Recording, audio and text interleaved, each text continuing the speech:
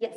So I would now request everybody to, yes, I now request the NTV operator to kindly project Bhaskaranaya and the team. And anybody who wants to come up, if you want to have Balasan scan a house for you, which is exclusively given for you, which is exclusively suggested for you by Bhaskaranaya, Nithyananda Maya, Bhaskaranaya.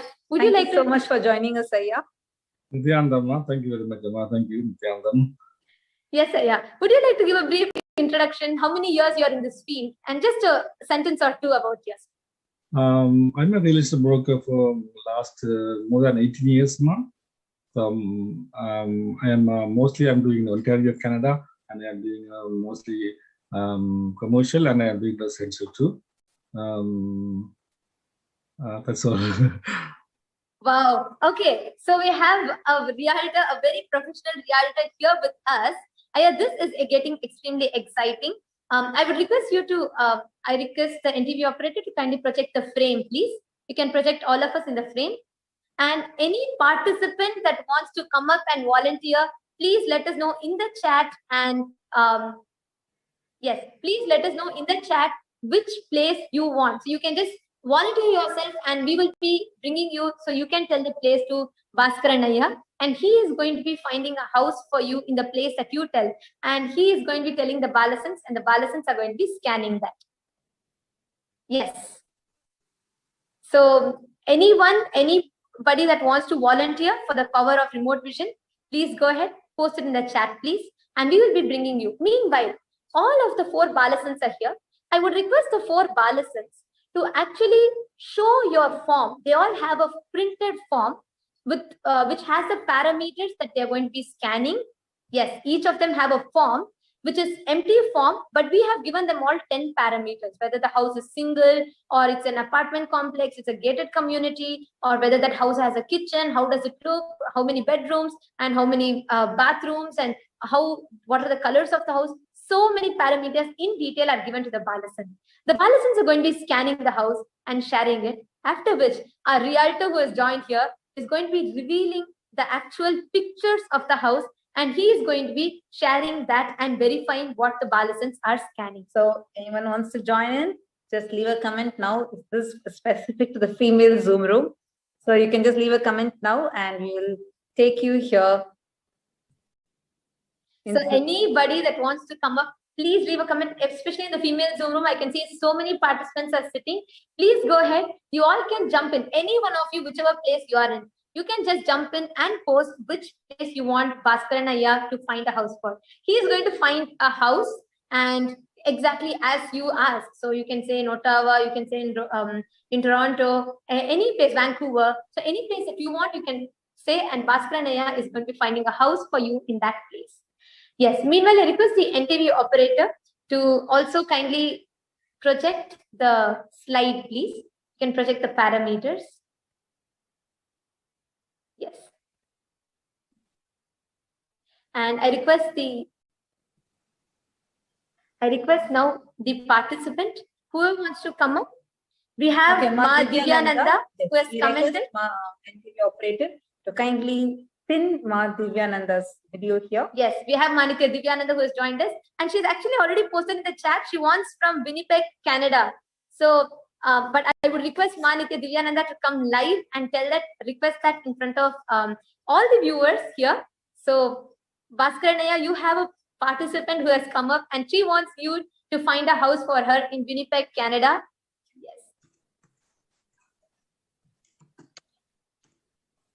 Yes. Nithyanandam, Manitya, Divyananda, you're able to hear us, ma?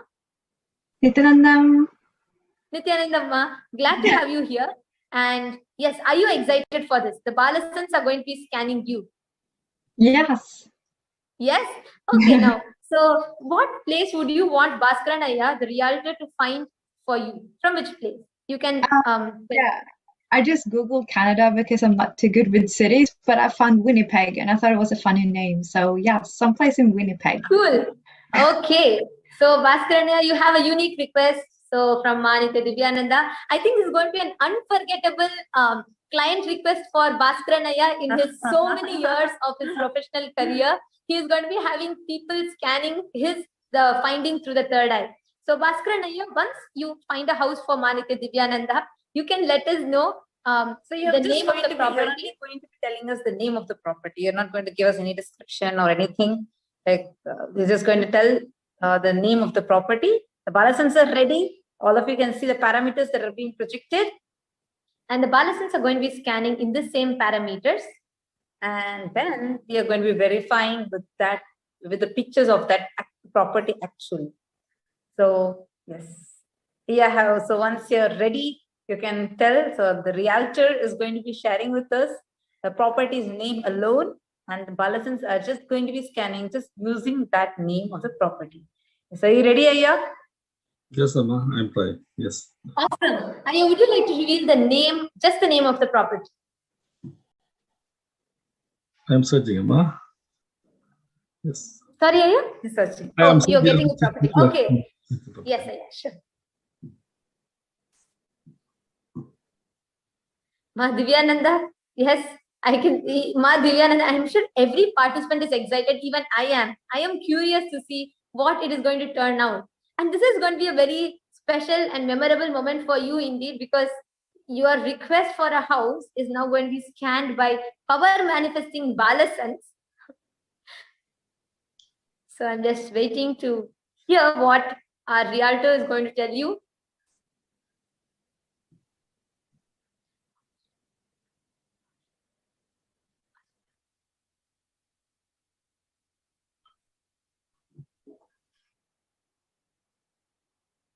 Yes, I can tell if you're ready. Yes. The house is in Balmoral Street in Winnipeg. Sorry? Balmoral Street in Winnipeg. Okay. Yes, I'll put it in the chat.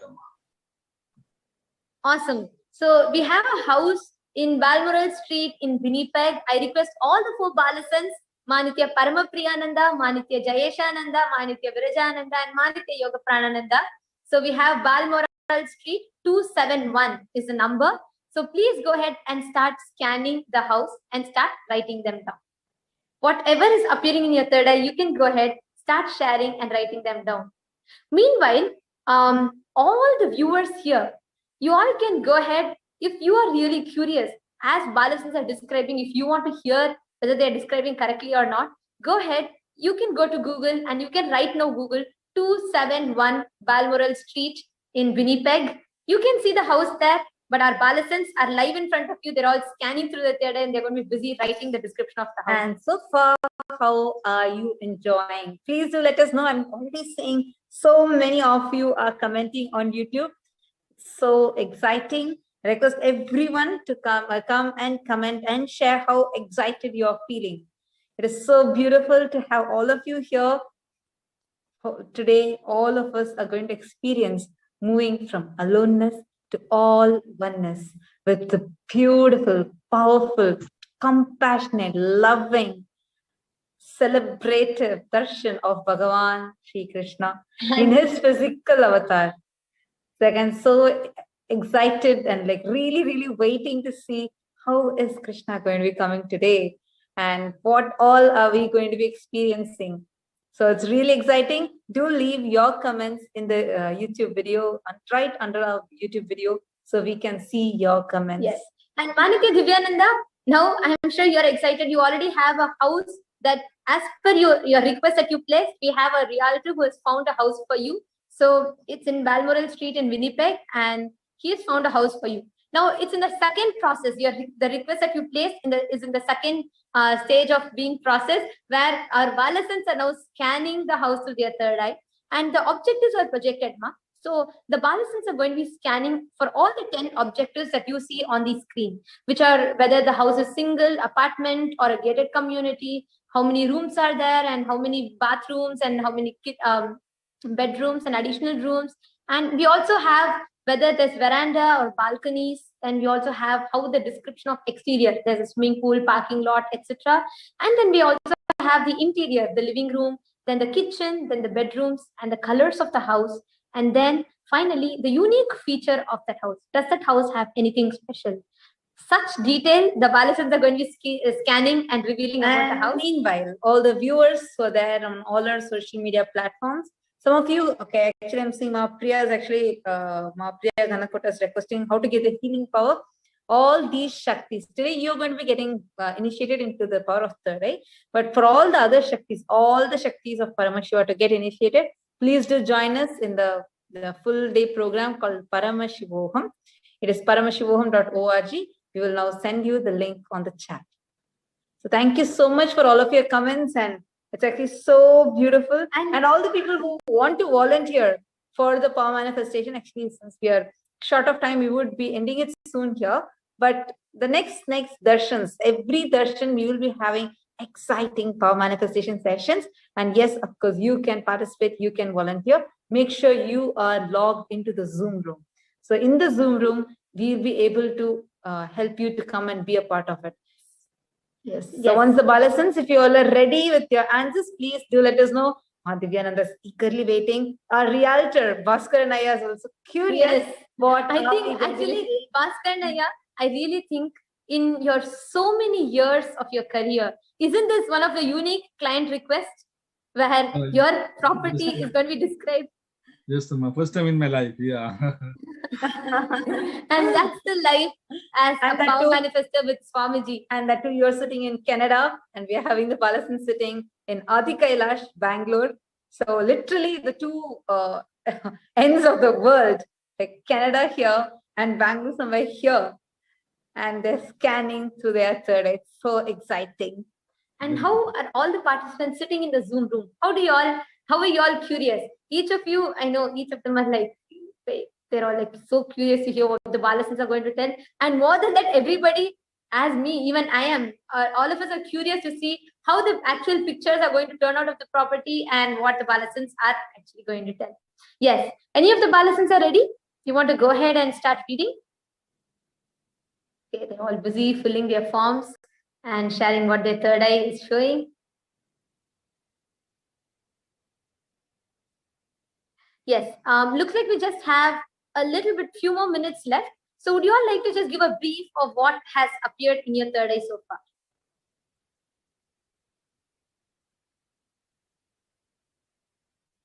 So as the Balasans are going to be sharing with us, immediately after that, we're going to be viewing the live pictures of that property. So you're all not just going to be hearing what they are saying, you all can listen to what all four Balasans are going to tell very carefully, because then we are going to be showing the pictures and verifying. So you can see the answers for yourself and verify what the Balasans have told.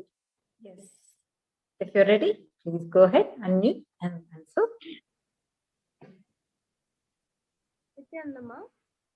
Yes. Nithyananda. As I was scanning, Paramashiva revealed to me that... sorry, Mom, maybe could you just come a little forward, closer to the mic, so it's louder. Nithyananda, can you hear me now? Yes. Yes. As I was scanning, Paramashiva had revealed to me that it's a single building with its double storied. It has 2 floors and 1 terrace. The number of bedrooms are 2. It has 1 attached bathroom and 1 bathroom outside. There's a small balcony attached from the kitchen. The exterior of the house is white color. It is a stone house. It's made of stones a little bit, where you can see the stone structure. And there are steps to the entrance and immediately a sidewalk at the main entrance. Okay, interesting. Okay, now we're going to be listening from the next Balasans. Is there anything else you want to add, Manite Paramapriyananda? No, Ma. For now, that's okay. Awesome. Okay, that's interesting. You have scanned all the way what's in Winnipeg, Canada. So you've had a virtual tour through your third eye. Okay, anyone else that wants to go ahead next? Okay, so next I'll be revealing. Go ahead. Yes, so while I was scanning, Paramashiva revealed that it's a single building with many houses around. It's like a neighborhood, 2 floors, 5 bedrooms, 3 bathrooms, 1 big walk-in closet. There's a patio upstairs. There's a sliding door to go out to the balcony that is downstairs, and a veranda in front of the house. And the exterior description is there are lots of lamps outside the house, a small swimming pool, and lots of grass. I think she went detailing inside the house and scan. Yes. Now the realtor has to tell it. Actually, yes. Are the other 2 Balasans ready? would you like to go ahead? Yes, Manitya Jayashananda, please go ahead. What Parameshiva revealed through my third eye is that it is a single building and it has 3 floors, two actual floors and 1 terrace. Number of bedrooms, there are 3 bedrooms, 2 bathrooms, plus there's an additional room for any purpose that the person desires to use the room as. It has a veranda and there are slide doors in the house that leads to a veranda outside. And the exterior description that Parameshiva revealed was it's a light themed color, white and yellow. The kitchen description is that it is an open kitchen. There's a stove above on the platform where right below the stove there's an oven. Parallel to the stove there is a sink. And the kitchen is an open kitchen. Bedroom is it's spacious. It has a blue carpet, white curtains, and inside the bedroom there's a bathroom. And if you go inside the bathroom, right hand side you'll have the sink and the mirror, and exactly parallel to that you'll have a slide door leading to the bath area. And the room colors are white, peach, and orange. And yes, I think my realtor, our realtor is wondering, oh my God, all these details. Yes, Ma Virajananda, you want to quickly go ahead, Ma? Yes. So what Swami showed me is there's a single building with a neighborhood, and there's 2 floors.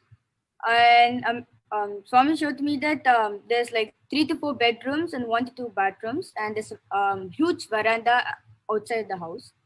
And exterior description of the house I'm able to see is that there's a garage and a small pathway with grasses around and lots of small bushes. And also this could be in the pictures. I'm able to see a small pink color flowers in one of the pictures. And I'm able to see like it's not like it has this fence, cement, how to say, is like nicely made it fence. And also there's a swimming pool, also like in the infinity sign.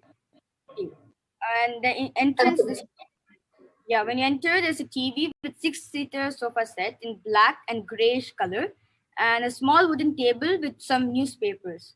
And the kitchen is that I'm able to see a gray kitchen, a gray fridge, with a black color stove, a dishwasher, and a sliding door for you to enter the kitchen, and the windows in glass, and the kitchen gloves, and the oven at the top of the top. Yeah. Wow. Okay. So we have had each of the balasans, some of them describing bathrooms, some of them describing the balcony, bedrooms.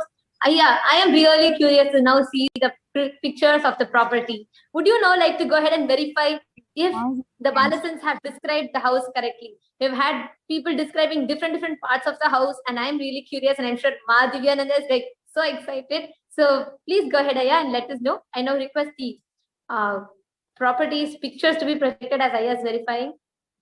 Yes, Aya. Yes, Amma. They said this right, Amma. It is actually 3 floor, but it is described here as a duplex, but it has 3 floors. And also it has. It's a duplex. It's described as Yeah, and it is actually it is 3 floor, but it described in the property as a duplex. So and it has 5 bedrooms. And also and 2 bathrooms. I think the balasans had told 5 bedrooms. Yes, One of the balasans had told 5 bedrooms. Wow. Yes. Okay. And also it is interesting. Ma Yoga Prana had told 5 bedrooms precisely. Ma Yoga Prana sitting in Bangalore, you scanned what is in Canada. Actually, sorry, I would request the NTV operator to show us the pictures of the properties, Ma. The wordings are not visible, but if you can just take us through the pictures of the properties, because Ma Paramapriya had told, sorry, but Ma Paramapriya had told there's a steps leading to the entrance. There are like a few steps leading to the entrance, and there's a small patio in front. So that's exact. Yeah. Yes, you can keep taking us through the slide of the pictures, no? The NTV operator. Please take us through the pictures. Would you like to give us feedback more of what the balasans scanned? Yes, all of them, whatever they said is right, Amma. Only thing is it is a 5 bedroom. That's the only thing I can say. Other than that, everything's right, Amma. And also some of them said. There's one of Ma Virajananda had scanned. There's a fridge in the property, and she told in the kitchen she can see a fridge, and that's correct. We can see a fridge in the kitchen. You can go back and show that picture. Wow. And also Ma Jayesha had actually scanned and told that there's a clear stove, below which the oven is. Yes. There. And that's exactly that. Amazing. Is there a walk-in closet in here? Is there a walk-in closet? Yeah. Wow. Manikya Yoga Pranananda had even scanned the walk-in closet. Oh my God, this is exciting. And Manikya Jayashananda had scanned as a sink parallel to the stove. You all can go back and see the picture. There is a sink parallel to the stove. Oh my God, this is beautiful. And as a realtor, how do you feel? Now the Balasans sitting in India, Bangalore, are scanning what's happening in Winnipeg, Canada. How do you feel about it? It is amazing, Amma. It is amazing. Manikya Divyananda, now it's the property for you, scanned by the Balasans based on your request. And this should definitely be a most unique experience in your life, Ma. So tell us, share with us, how do you feel? I'm always amazed by, there's remote vision power. I've had them also remote scan the place where I live. And yeah, it's amazing how someone can be anywhere and scan whatever. Wow. Beautiful. Yeah. This is amazing. And every viewer that saw this, understand each of you are going to be manifesting this power today. So we thank everyone. Thank you so much, Bhaskaran Ayya. Thank you so much for taking your time of your busy schedule. And thank you so much, Manikya Divyananda. And thank you so much, all the Balasans. You made this so exciting for every one of us. So thank you so much. Thank you, everyone. And let us all now get ready to go further into the day to prepare to receive the hero of the cosmos. So we thank everyone. Thank you, Nithyananda.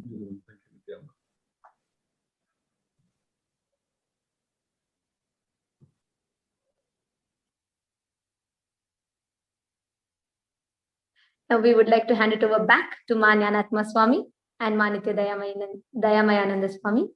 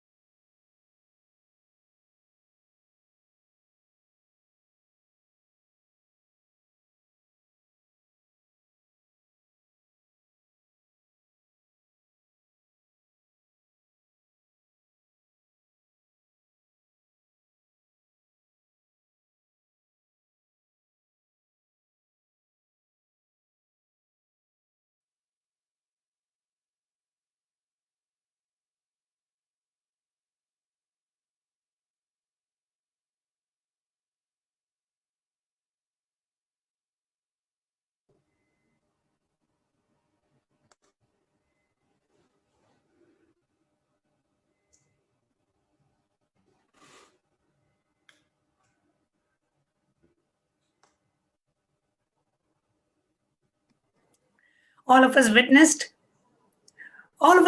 this beautiful power manifestation by the Balasans of the Nithyananda Gurukul. Well, it was very, very, very exciting. Just to see any place that they don't even know, somewhere few thousand miles away in Canada. And the realtor himself confirmed how beautifully they manifested. They told the number of bedrooms correctly, the fridge in an unfurnished house. They had a fridge. So it was amazing.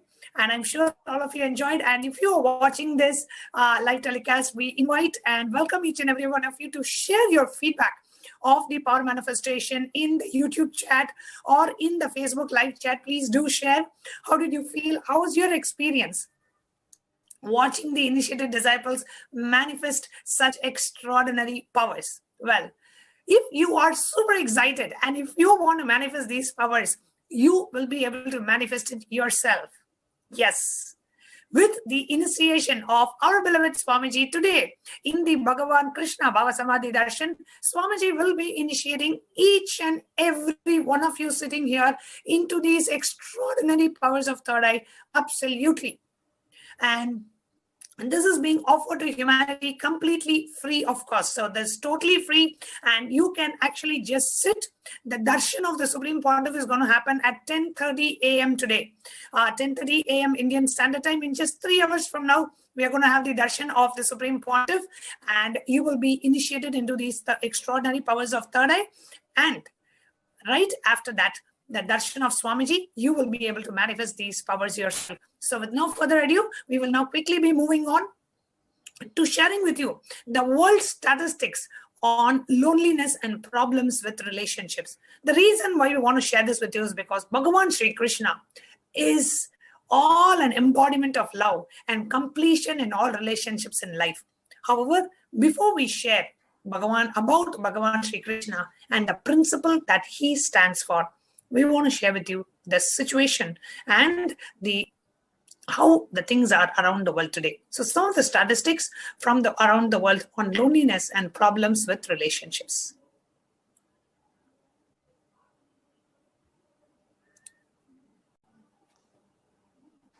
More than 60% of lonely people are married.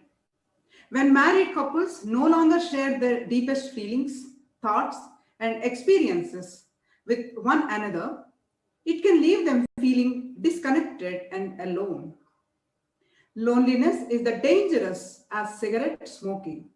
Scientists have concluded that given all the drastic ways in which loneliness impacts our bodies, it represents as great a risk for our long-term health and longevity as smoking cigarettes. Indeed, studies have concluded that chronic loneliness increases our risk of an early death rate by 14%.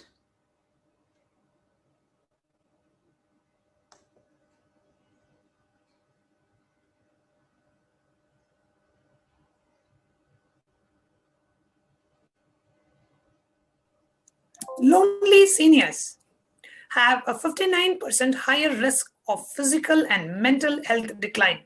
Seniors who suffer from loneliness have 64% higher risk of dementia. The rate of depression for seniors who live in residential care facilities has been as high as 44%. If you see the lifestyle of Kailasa, Kailasa is more than just an infrastructure. It is an ecosystem where the right Sangha gathers, physically or digitally, and practices the spiritual lifestyle and lives the powerful cognitions, raising one another and helping each other live in the ultimate space of Advaita oneness. The inability to communicate was pointed out as the most common reason why marriages and relationships end. That is about 65%. 67% of disagreements between typical couples never get resolved. 85% of dating relationships are unsuccessful and end in breakup. What are the common reasons for divorce? Lack of commitment, 73%. Arguing too much, 56%. Infidelity, 55%. Married too young, 46%. Unrealistic expectations, 45%. Lack of equality in relationship, 44%. Lack of preparation for marriage, 41%. Domestic violence or abuse, 25%, with the lack of commitment topping at 73%. How divorce affecting our children? Children from divorced families are 2 times more likely to drop out of high school. Children who have experienced a divorce frequently have a lower academic achievement. 25% of adolescents who have experienced divorce before disengaged from their families. Children from divorced families are more likely to have academic, behavioral, and psychological problems. Domestic violence. For the majority of the homicide victims aged 16 or over, the suspect was a partner or ex-partner. If you see the graph, for majority of the homicide victims, mostly the suspect happens to be a partner or an ex-partner. 95% of domestic violence crimes that cause injuries are against women. Each year, over 65,000 victims are at high risk of serious harm or murder are discussed at Marak meetings across the UK. 94% of them are women.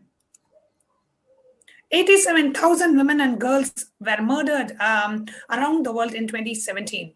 50,000 of them were murdered by an ex-partner or a family member. About 50% of all marriages end in divorce in the United States.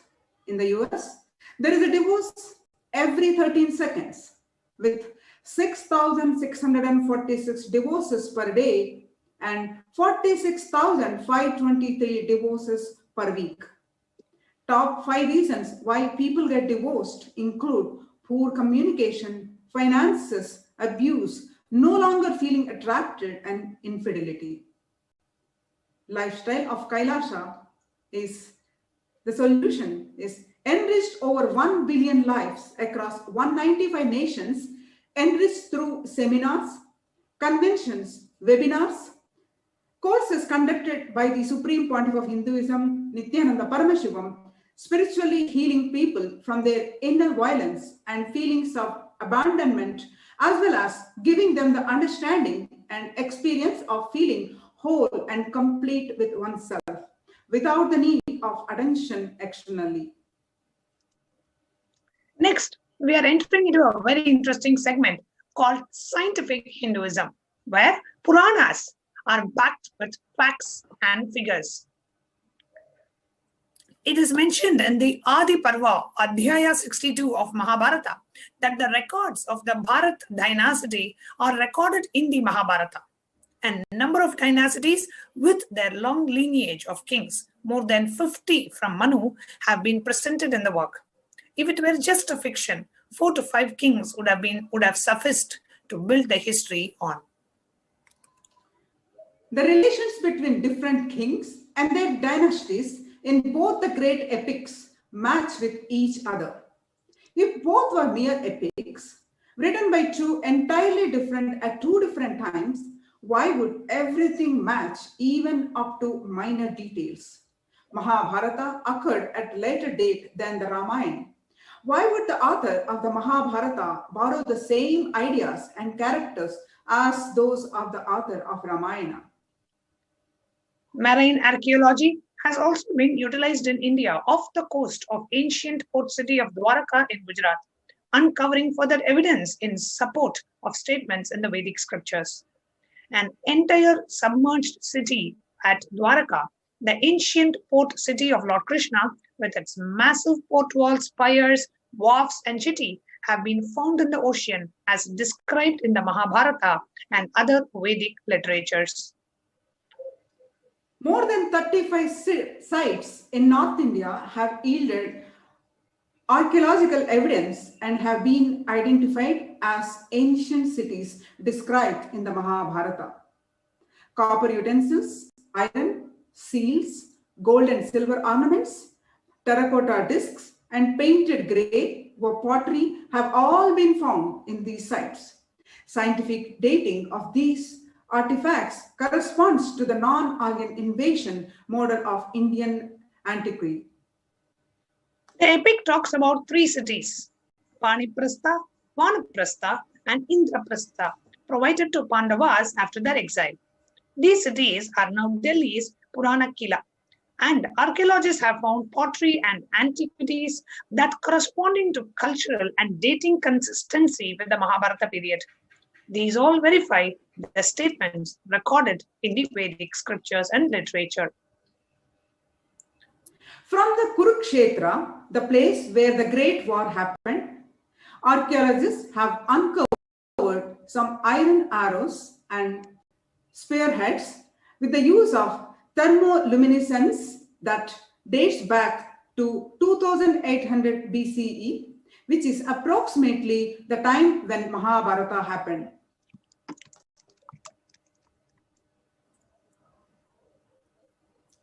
The architect of modern atomic bomb was in charge of the Manhattan Project, was asked by a student after the Manhattan explosion, "How do you feel after exploding the first atomic bomb on Earth?"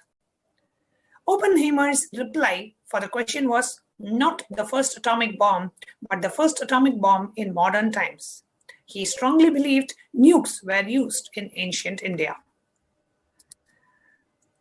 with so much of the Puranas currently being verified and testified by the scientific facts, the existence of Bhagavan Sri Krishna, that he happened a few thousand years ago, has been established beyond doubt.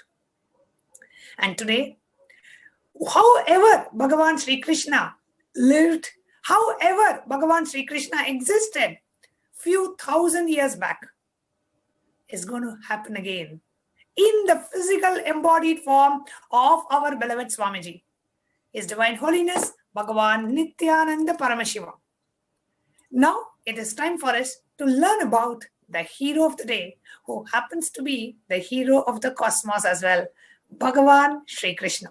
Let us now watch a video where the Supreme Pontiff of Hinduism himself describes about Bhagavan Sri Krishna.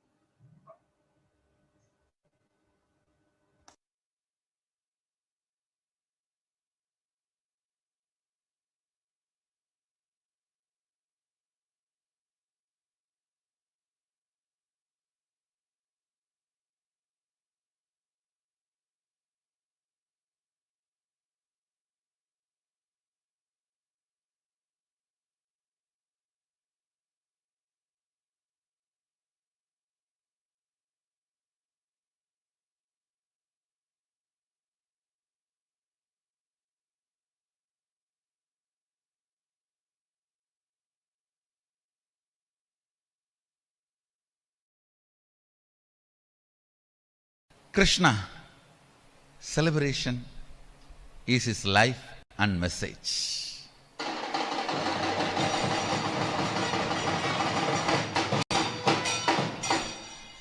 The word celebration is the essence of his life and message.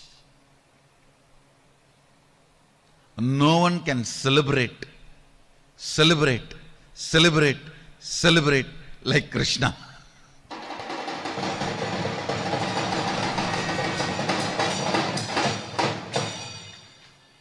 He is so much in love with life, in romance with the cosmos.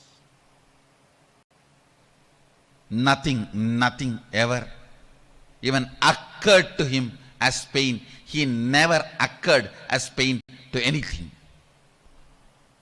Everything was just celebration.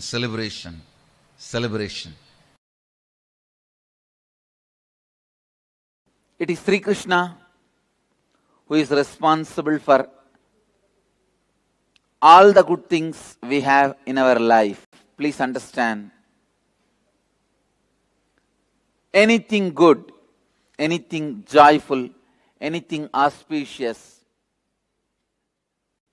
living the life out of completion and joy, the signs of living the life out of completion and living the life out of completion will lead to enlightenment. Whatever you may be doing, without renouncing, this science is introduced to the world first time by Sri Krishna. Understand? Till Krishna, all incarnations were teaching only science of living, renouncing, if you want enlightenment. But it is Krishna who gave this science of living in completion, the space of completion. Live in the space of completion. You don't need to renounce anything. Wherever you are, you will be radiating life and enjoying life. Understand? is the greatest politician. After him or before him, no politician is so complete like him. No politician can be compared before him or after him with him.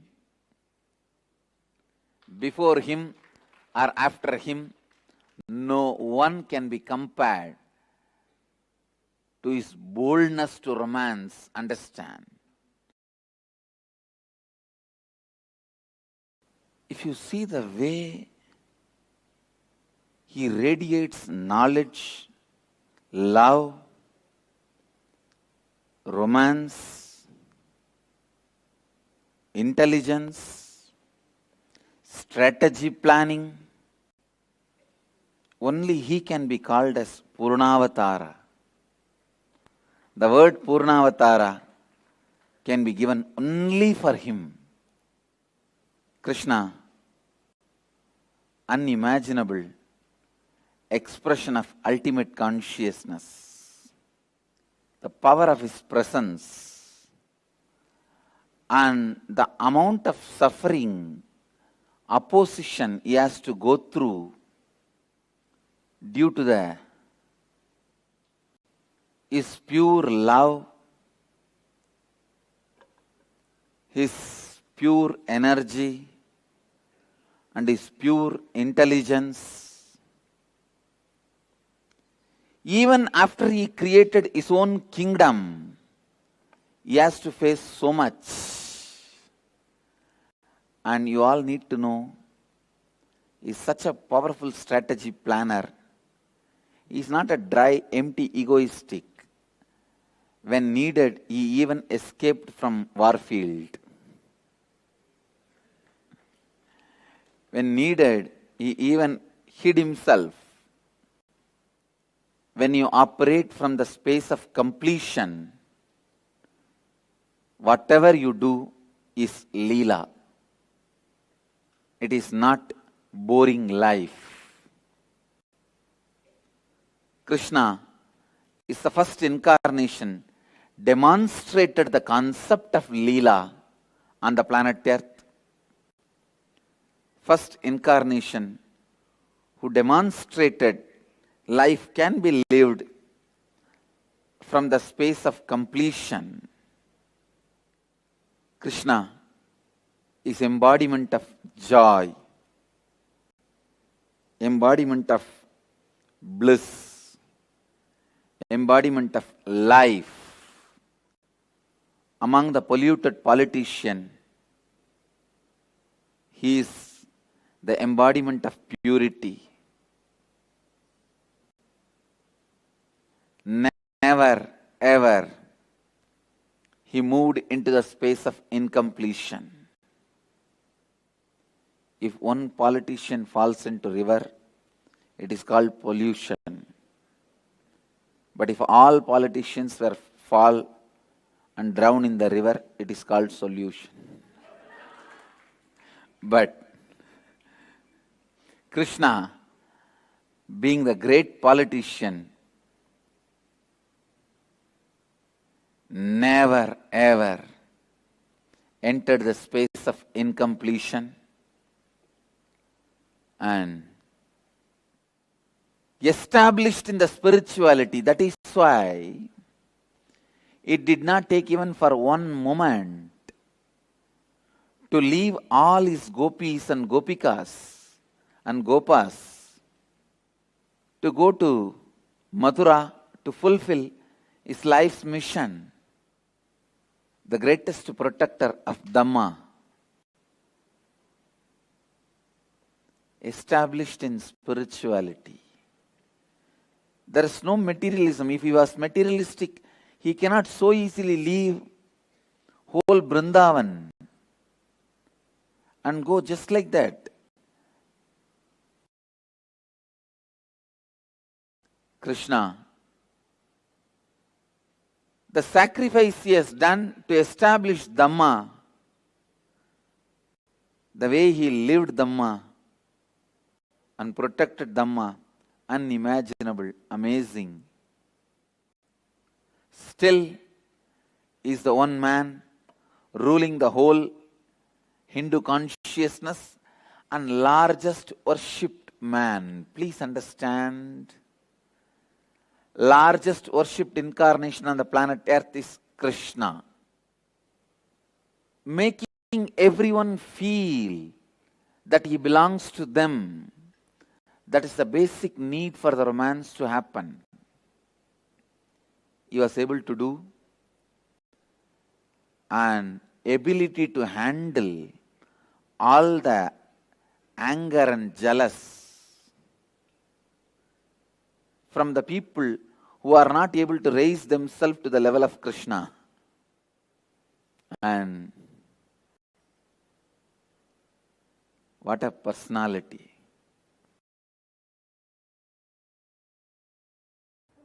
Krishnastu Swayam Bhagavan. Krishna is very God. God himself landed in the human body. Purnavatara. He set a trend for incarnations. Understand? Like how in each field people give a breakthrough in that field, set a trend.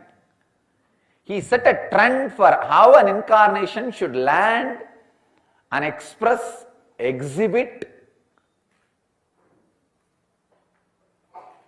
and make themselves available to the human consciousness. What to describe? Whether it is multi-dimensional human personality or extraordinary energy expression, or the playfulness, or all these things expressing itself in one 6 feet biomemory without conflict. He escaping from a war and his courage, both has no conflict. His romance and his knowledge has no conflict. The Radha Krishna and Gita Krishna, no conflict. You cannot imagine a guy who is having so much of romance, the outrageous flirt, the most outrageous flirt happened on the planet Earth. Standing in the war field and giving Gita,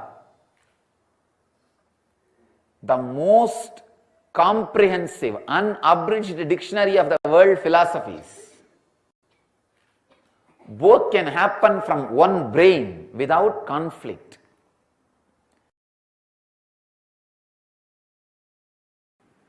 Krishna, if I have to put in one word the life, legacy, message of Krishna, I'll use the word life. Just intense life. It expressed in body as ever youthful, healthy person. It expressed in intellect as amazing strategist. It expressed in emotion as a most beautiful, pure romance. It expressed in the dimension of length, the knowledge, the dimension of breadth, amazing artistic expression. Even when he is teaching the greatest truths, it was done in a very poetic form. His book is called Song, Gita, because it is more poetic than anything else. Singer, dancer, musician, strategist, a beloved for everyone. In length, he expressed knowledge in the breadth, pure art in the depth, the power he manifested in every action, the responsibility he has shown. Life, actually only who knows life can understand anything about Krishna, not otherwise. Not otherwise at all.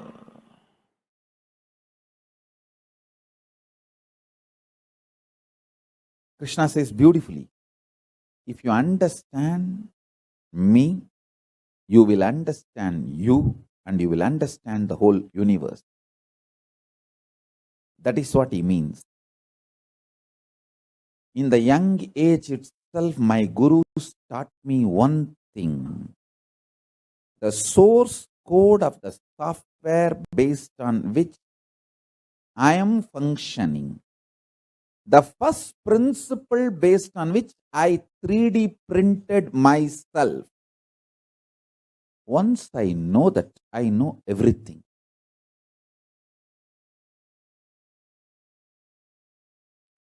Krishna is the greatest blessing, gift we can receive from Krishna.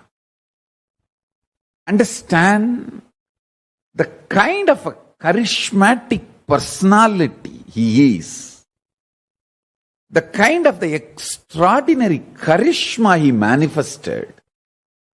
Knowing Krishna, loving Krishna,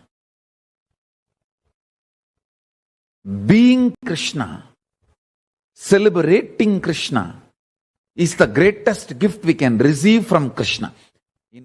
If you want to read this universe, life, Gita is the dictionary.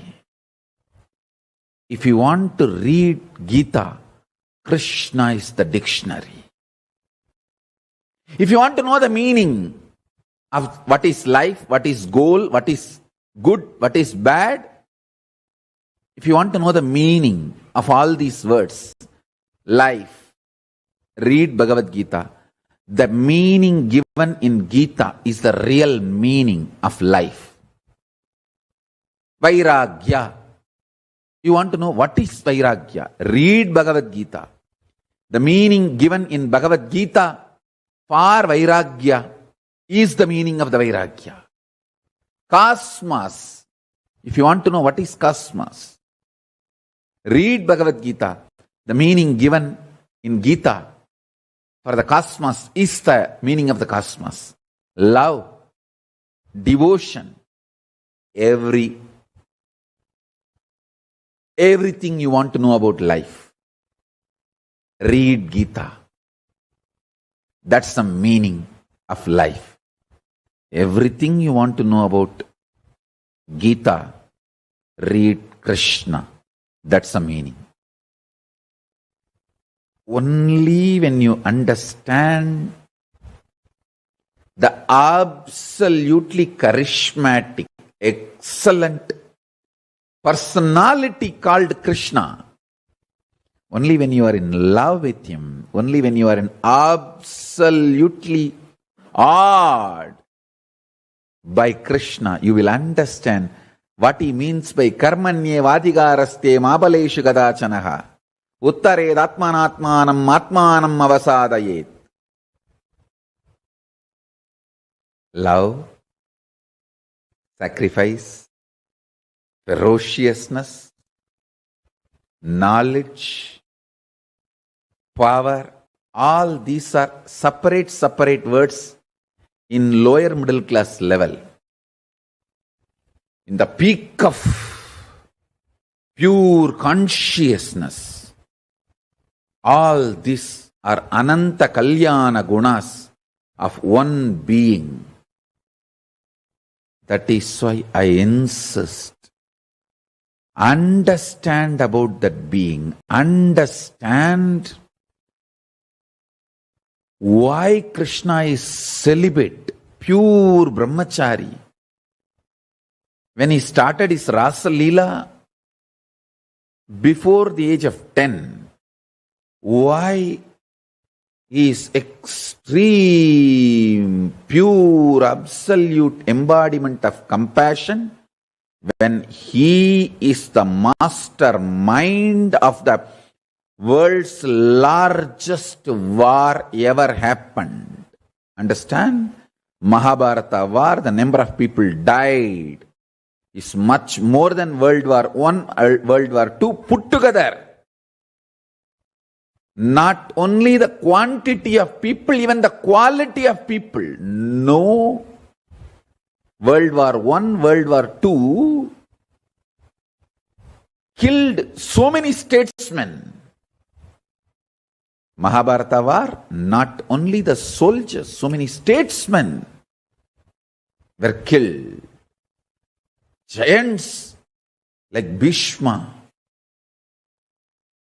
who can never be reproduced again, are eliminated. The person who has masterminded this great destruction is still considered and worshipped, revered. Actually, in reality itself, is an extreme compassion. Meditate on all this. Try to understand all this. Understanding the personality of Krishna gives you absolute understanding about Gita. Understanding Gita gives you absolute understanding about everything. Understand, internalize the deeper revelations, secrets shared by the great devotees who lived around Krishna. See Krishna's personality.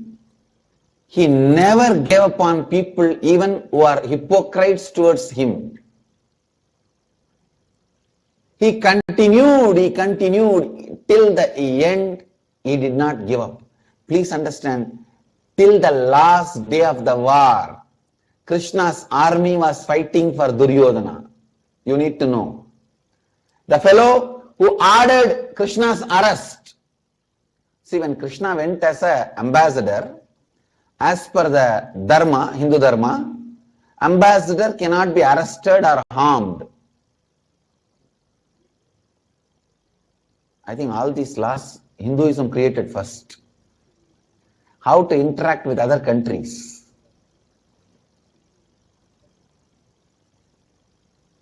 But he crossed that law, ordered the arrest of Krishna. Krishna saved himself through his power, that is secondary.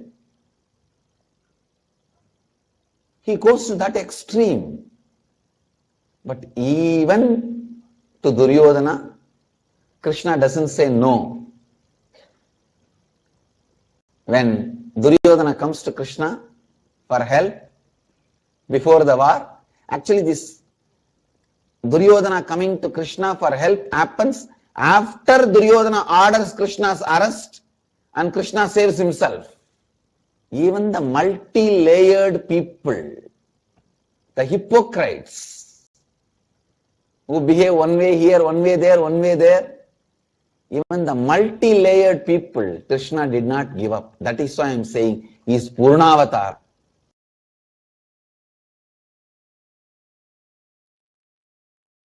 The absolute compassion, absolute love manifests with cosmic vision about life. If your vision expands, you ooze, radiate absolute compassion, absolute love, which is power. Understand? Neither compassion nor love is weakness. Both are power. Delusion is weakness.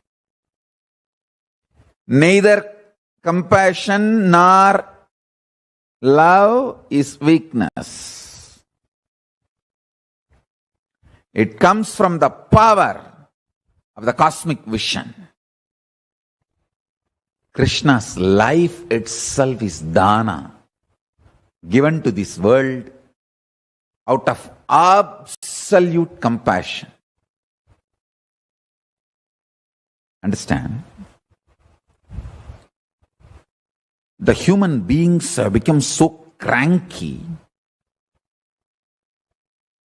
just for their own birth greed to possess the things of this world. See, they have gone to the extreme. Either I possess or no one possesses. That is the devilish mentality, demonic mentality. And too many demons have evolved with too much of capabilities during that period. That is why Krishna has to create a controlled condition, Kurukshetra, and diffuse all the demonic weapons, demonic people's powers and capabilities. Like how they diffuse the nuclear infrastructure, the atomic infrastructures, the atom bomb infrastructures. Same way, Krishna created the controlled condition called Kurukshetra in his own very breathing space, and it dismantles all of them, diffuses all of them, and saves the whole Srishti. Conducting the Mahabharata war is one of the most beautiful, compassionate service Krishna has done. If Krishna has not conducted the Mahabharata war, today we will not be having the planet Earth where we can sit and talk to each other. If we are sitting and talking to each other, if we human beings are still on the planet Earth, worship Krishna, just his sacrifice. When I was in the Mailapur Ramakrishna Math as a brahmachari, I'll never miss going to Parthasarathi temple. Kapalishwara temple and Parthasarathi temple, these two are my favorite. Every day I'll go and stand in front of Parthasarathi. When I see his mustache, tears will roll in my eyes, because after the war, Krishna came for rest to Chennai.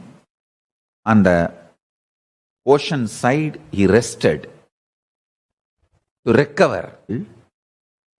That's the only temple I think Krishna is with mustache, beard. Because he was recovering from all the wounds. He could not shave. I tell you, whenever I see the Parthasarathis mustache and the Utsava Murti of Parthasarathi, tears used to roll in my eyes. What a compassion. You took the arrows and saved the planet Earth. The absolute compassion. Understand? Whether the physical arrows of Bhishma, he took it on himself, or verbal abuse of Shishubala, nothing stopped his sacrifice. What a personality. Hey, you should teach Krishna to your kids. not other stupid warriors. Krishna is the hero.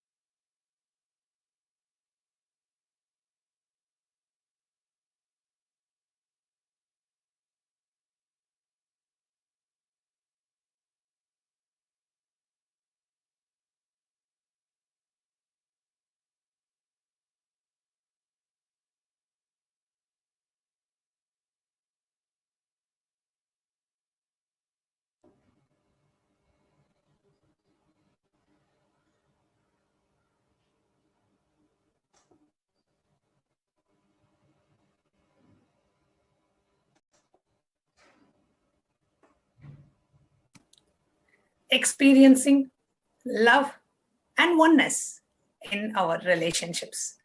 How Swamiji so beautifully explained about Krishna. So many dimensions. You can keep talking about Krishna and all his dimensions, and you will still not feel enough. You will still not feel that you have fulfilled, explaining. You will not even feel like, okay, I've explained about Krishna. You can keep going on and on and on and on. And for those of you who are watching this, before we move on to the next segment, I wanted to ask a quick question to each of us. Which dimension of Krishna do you enjoy the most? Which dimension of Krishna you love the most? Do you like the baby Krishna putting the feet in his mouth? Do you like the Krishna who goes and steals butter from, all the houses? Do you like the Krishna who, dances with the gopis? Do you like the Krishna who lifts the whole Govardhan Giri and holds it with his little finger? Do you like the Krishna who won the war against Kamsa? Do you like the Krishna who's the friend of Arjuna? Do you like the Krishna who is the friend of Draupadi? Do you like the Krishna who's the friend of Kuchela? Do you like the Krishna who was a student in Sandipani Gurukul? Do you like the Krishna who was the king of Dwaraka, the Dwarakadesh? Do you like the Krishna who delivered Gita to Arjuna? Do you like the Krishna who spearheaded the entire Mahabharata war, which was much more than the World War I and II put together? Which aspect of Krishna you like the most? I'm sure we can't, it's a very tough competition, but I would like to aspect of Krishna do you enjoy the most? Which aspect of Krishna you love the most? Please go ahead and respond in the chat. I request all of you to please respond in YouTube or in Facebook. Please come to YouTube Live or Facebook Live and comment in the chat. Okay, already I have many answers coming in. Okay, so we have Tiara Forrest is and the hero. Okay, and we have many. Yes, please go ahead and respond in the chat. What aspect of Krishna do you like the most? Which Krishna do you like the most? Which aspect of Krishna you love the most, you relate with? Please go ahead and respond in the Facebook chat or in the YouTube live comments. We are going to read live comments from YouTube and Facebook, and we are going to see which Krishna gets the most or in our of all the people who are viewing right now, thousands that are viewing all over the world, which aspect of Krishna gets the most vote before we moving on to the next segment. Okay, so we have Dr. Shanti saying, I love Kuchela Krishna and I love Govardhan Giri Krishna. That is Dr. Shanti from Bangalore is saying. And okay, Vishwadev is saying, I think Mangyanatma loves all aspects of Krishna. I love Krishna because he is the Purnavatar. And I actually started loving Krishna more after living around Swamiji. Really, only after living around the Supreme Pontiff of Hinduism, I really understood what a Purnavatar is. Otherwise, I've seen the Mahabharata serial or read about Krishna, but really I was able to appreciate the subtlety of Krishna, all his strategies, everything after living around Supreme Pontiff of Hinduism. And if you are one of the sannyasis, or if you are one of the Kailavasis living around Swamiji, you will know exactly what I'm saying. Every single action of the Supreme Pontiff of Hinduism, you can relate with the dimension of Krishna. Today we are having the Bhava Samadhi darshan of Krishna. Actually, if Swamiji gives darshan as himself, he will be Krishna. Every action of Swamiji, every decision of Swamiji, every move of Swamiji is perfect in every sense. So Swamiji is the Purnavatara. So I love Swamiji, and I can totally relate with how it would have been when Krishna was on the planet Earth. How people around him would have enjoyed. So totally, we have Aya who's saying Vishwa. Aya, whoever said that I love different aspects of Krishna, that's totally true. Okay, so we have different comments coming up on YouTube and Facebook. So I'm going to read some of the comments. So we have Aishwarya saying, I love Bala Krishna. Vaishali Verma, who is saying, Krishna is the friend of Draupadi and the compassion of Krishna that you relate with. Dr. Shantri is saying, so true. Our dear Swamiji could give that Purnavata experience to us. That's so right. Okay, Bhaktivasya is saying, Krishna as a whole is too amazing. But I would like to say the pure love of Krishna is what I enjoy the most. Okay. And Madhu Srivatsava is saying, I love Krishna as the embodiment of love. And Jalandharastha is saying, Jalandharasthita, is saying friend. I love the friend dimension of Krishna. Patricia Bamburi is saying, I love the love dimension of Krishna. Durjati is saying, I love the battlefield dimension of Krishna. I know you love being a Bhairavi, so I can understand that, Durjati. And Devika Rani is saying, I love Krishna who delivered Bhagavad Gita to Arjuna. So Gita Krishna is becoming more famous. Anupama Menon is saying, I love Radha more. So she enjoys Krishna through Radha. That is Anupama Menon. And Narendra Soham from YouTube is saying, Krishna all in one. And all Virat Rupa in Mahabharata. You like that? And we have Suman Das, who's saying, I love Krishna with Gopikas. And we have Narendra Soham is saying, Krishna in the Supreme Personality of Godhead. And we have YouTube viewers, Suman Das is saying, also Krishna and Sudama's relationship. You love that? From Facebook, we have Mary Celine is saying, I love the sweetness, strength, bravery of Krishna's courage. I like everything in Krishna. I know it's a very, very difficult choice to make, but I still wanted to put that difficult question to all of you. And Tiana Forrest is saying, while Swamiji was describing Krishna, I was thinking he could be talking about himself too. Tiana Forrest, I can so totally relate with it. Whenever Swamiji talks about Krishna, we can relate with Swamiji much more. And our ability to relate with Krishna is actually drastically increased after we came to know about Swamiji. Because living around him and so blessed to be his sannyasi and watching him like literally 20 hours a day, the Purnavatara dimension, how somebody can be complete in every relationship, how somebody can be, like the perfection of the supreme, supernal effulgence of Paramashiva. That is Swamiji. Adam is saying, I love Krishna's compassion and wisdom to save humanity. That is our Facebook, YouTube viewer. And we have Alicia saying, thank you, Swamiji, for blessing me with Krishna. And yes, so we have many more coming up, and keep your posts coming in. It's good to know how many different people love Krishna in so many different dimensions. And one thing about Krishna is love. Everybody loves Krishna. Either you love the Gita Krishna or Radha Krishna or Dwaraka Krishna or Mathura Krishna or Vrindavan Krishna, everybody loves Krishna. Everybody loves Krishna because he radiates love. He is a very embodiment of love. And that is the principle that Krishna stands for. He stands for love. He stands for ultimate love in each and every relationship. So if there is one thing that we can take away from this program, is the love of Krishna. And that is what we are going to be sharing. How can we be like Krishna, radiating love in all of our relationships that we face in our lives? So I request NTV operator to please go ahead and project the slides. Experiencing love and oneness in our relationships.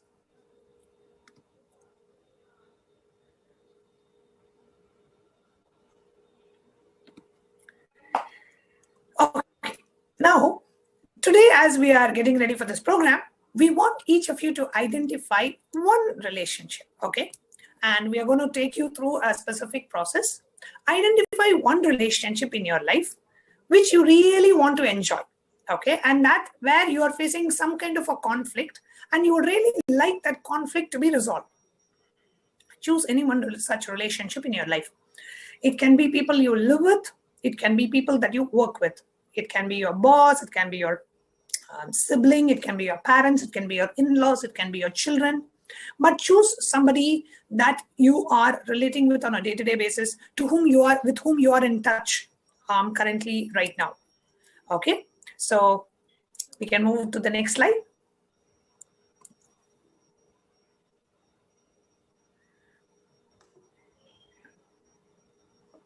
So here, pen down any one relationship in your life that you really want to have a breakthrough and completion with, but you are currently struggling with that relationship. Make sure the person that you're choosing is available for you to speak in person or over phone today, because we will be going through that process.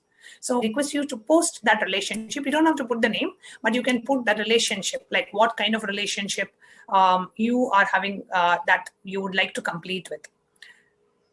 Okay, Adam in YouTube is saying he would like to have such a relationship. So you can identify what is a relationship in your life that you would like to have a breakthrough, and you would like to have a beautiful relationship, but currently you are struggling. You don't have to put the name, but you can put the relationships. Like, for example, you can say, I want to have a very beautiful relationship with this one friend. Comfortable. If you don't want to, you can just put the relationship. Like you can say my closest friend or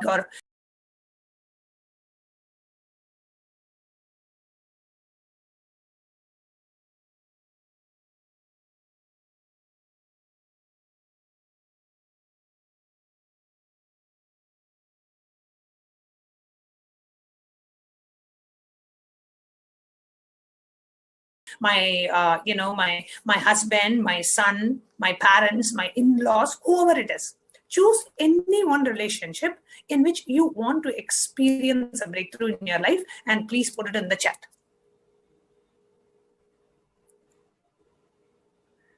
Yes, Abhinav Malhotra saying, I want to experience beautiful relationships like Krishna.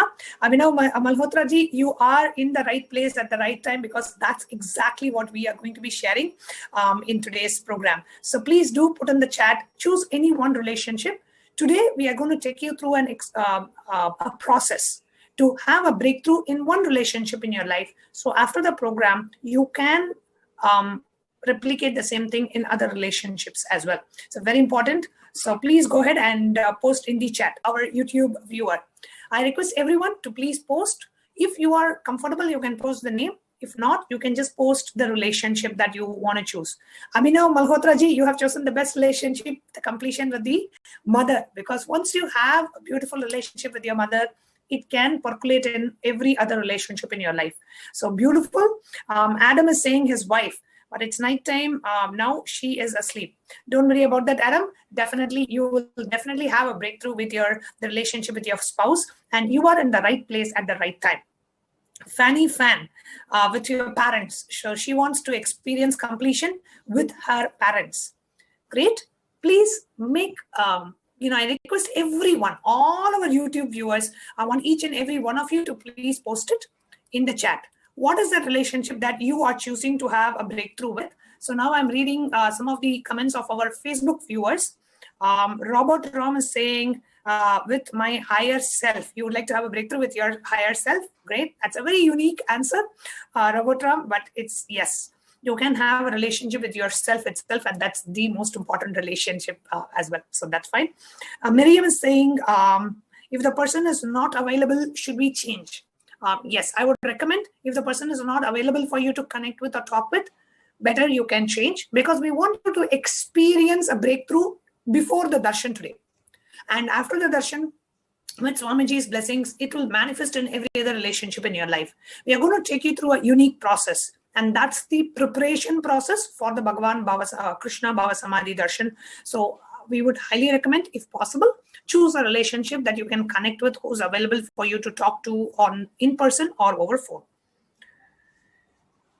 Okay, Devika Ranima from Malaysia is saying her eldest son.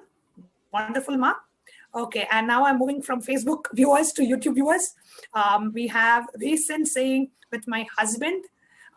Jun Vamadeva Shivam is saying, with my father and mother. Susan Davidson is saying, with my husband. And Sherry Saraswati is saying, with my mom and with my father and with yourself. Wonderful. Chara Shaktika saying, with my elder son. Beautiful, Ma. And Madhu Srivatsava from Bangalore is also saying, with both my sons. Yes. Thank you, everyone. Actually, the response today is very, very encouraging. All of you are so active, alive. It kind of shows our intention, our interest, celebrates life, participates in life, gets involved in life, and gets enthusiastic about life. So if you are enthusiastic about what's going to come up next, well, you are already started radiating that dimension of Bhagavan Sri Krishna. Okay, so now let's move on.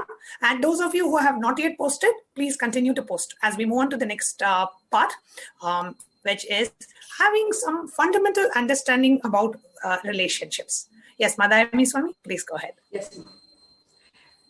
Fundamental understandings are: your cognition is the way you receive, process, interpret, and respond to any information entering your system through your 5 senses. Next, relationships are shaped by your cognition. So your cognition is responsible for the way you relate with life and with the people in your life.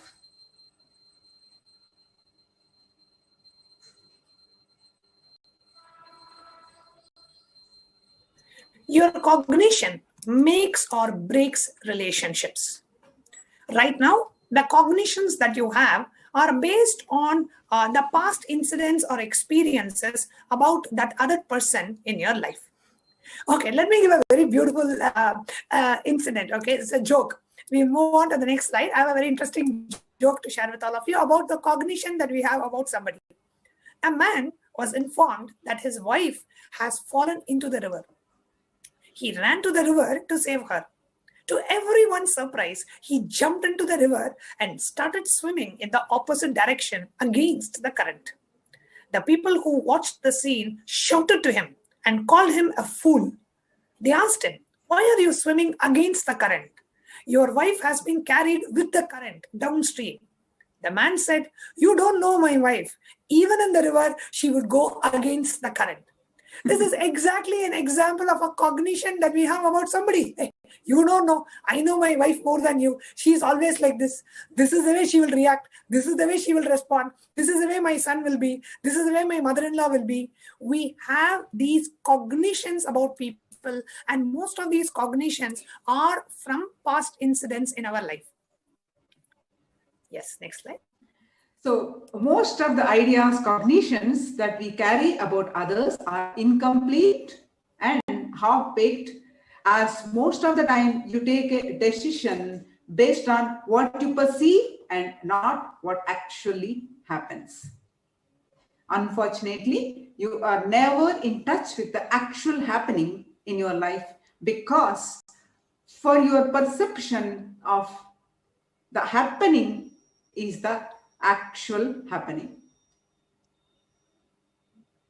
So I'll give an example, right? A very simple example. So let's look back at our life. You will see that the incompletions you have with one person doesn't just stop with that person, but actually repeats in so many other relationships in your life. For example, you may feel that your father is very restrictive and doesn't understand you.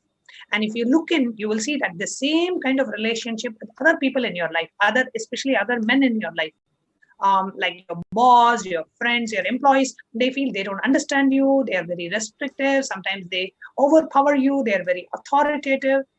So what idea you have about that person? Two things. If you have an idea about your father that he's very restrictive, whatever he does, you will only look at him with that prism. You will constantly keep feeling he's becoming more and more and more restrictive. That is one aspect. The other aspect is not just your father, other people in your life also you will feel the same thing. Okay, so please understand, when you have a certain cognition, certain understanding, a certain judgment, a certain opinion about a person, you are manifesting that same kind of response or behavior from that person again and again and again and again. You are manifesting that.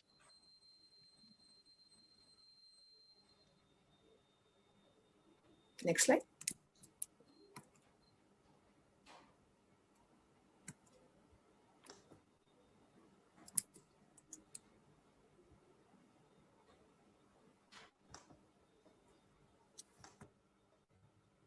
So look back at your life, you will see that the incompletions that you have with one person doesn't stop with that person alone, but actually repeats in so many other relationships in your life.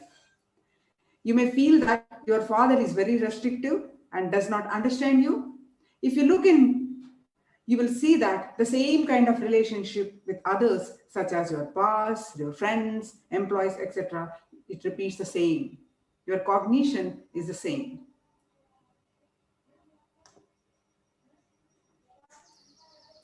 Now, the first step is to having fulfilling, complete and joyful relationship is to decide to bring completion with the other person. You are always stuck blaming others for the problems and incompletions in your life that we actually don't want to bring completion with others. Now, this is very important, and I want each of us to understand this and cognize this first. If you want to have a beautiful relationship with that person, see, many a times, if you have a strained relationship with a person, you have a list of things that the person saying, he did this wrong, he did that to me, he caused so much pain to me, he is so mean to me, this person exploited me, this person abused me. You have a list of complaints about that person.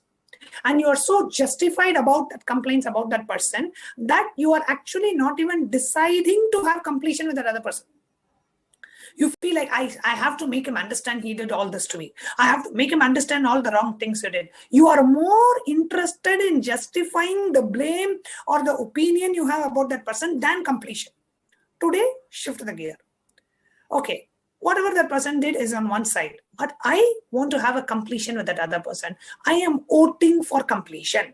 I am deciding for completion. I am deciding to have a blissful relationship with that other person. For me, fixing this relationship and having a nice relationship with this person is more important than me trying to prove he or she is wrong. If you make the decision, say yes in the chat and type in the chat, I am voting for completion. You are more interested in completion than trying to blame that other person. Oh, he did this wrong, he did that wrong. And trying to prove to him that he has to, oh, I have to make him understand what he did was wrong. You are first deciding for completion within you. So if you are deciding for completion, please put a response on the chat saying, I am voting for completion. I am deciding for completion. I am voting for completion. Please put a response in the chat.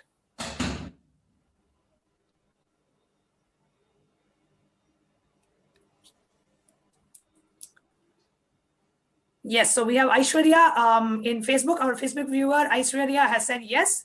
Our YouTube viewer, Wesson, has said yes and yes. She's giving a double yes. Tiana Forrest from YouTube is also saying yes. Sherry is saying yes, I'm voting for completion. Miriam from Facebook is saying yes, I'm authentically deciding for completion. Beautiful.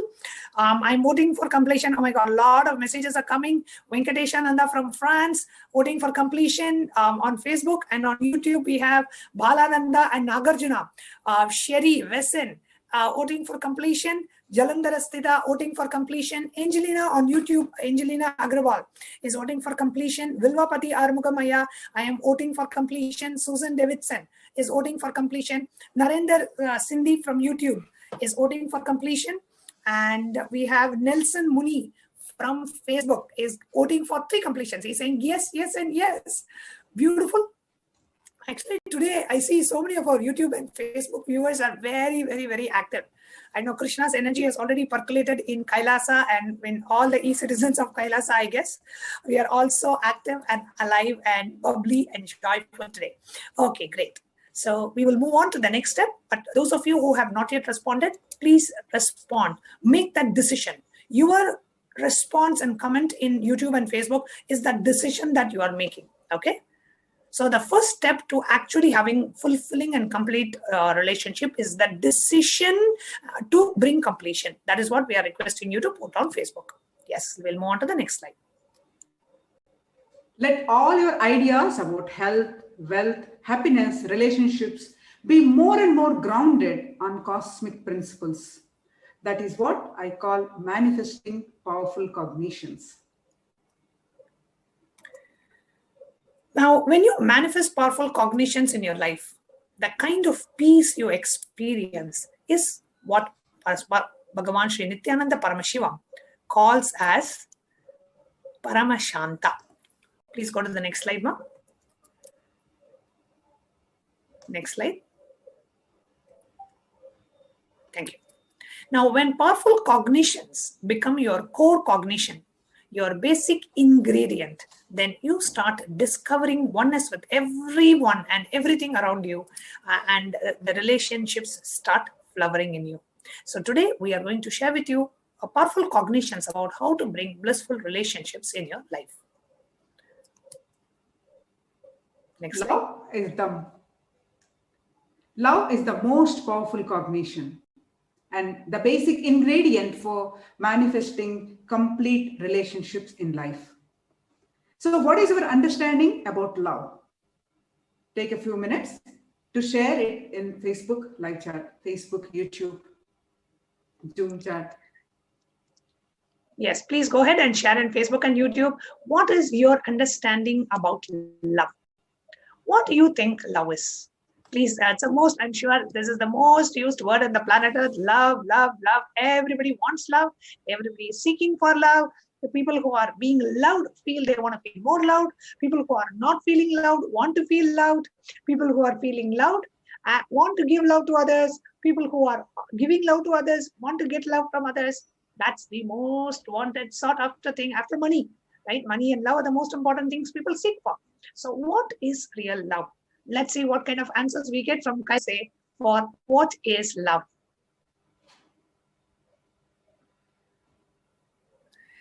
Okay, let's see. Devika Murani is saying love is accepting others as they are.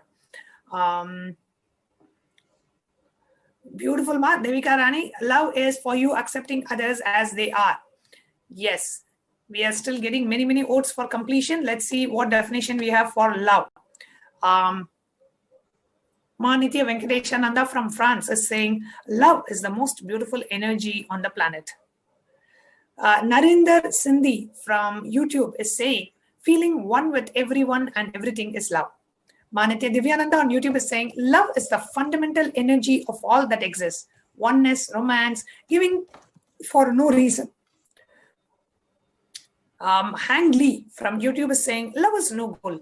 I request everyone to also put the location, like the city and the country where you're from, so I can see people from different walks of life, from different geographies responding. So you can put your city and country where you're from, and you can continue to share your definition of love. So I know, because people from different geographies have different understandings about love, so it'll be good to see that correlation. We have Jada Shaktikananda from YouTube saying, love is powerful energy. Ma Shraddha Rupa from France is saying, love is the source of everything. We have Vilvapati saying, caring with compassion, others selflessly. Compassion, caring with compassion, and serving others selflessly. Durjati is saying, love is Paramashivatva. And Madhu Shivatva is saying, love is to give and give always. Okay. Murali Nagarajan is saying, if one forgets the I, thinking of something or someone, then loves that someone or something. So in whatever you forget yourself, that is love. Murali Aya, You've almost written a poem. Okay, so we have Shiri from Shanghai, China, is saying, love is when you do what they say and want. Wow, beautiful. Laura M is saying, love is experiencing Paramashanta Swarupa. Pramila is saying, love means being so much in completion. Pramila from Nepal. And then we have Shanti Ravishankar from Toronto saying, love is completion with others. Rajashekharan Ayya is saying, Shanti inside us leads to love. We have from Wyoming, US, saying, Kevin West is saying, forgetting the identity and melting into the space is love. Okay.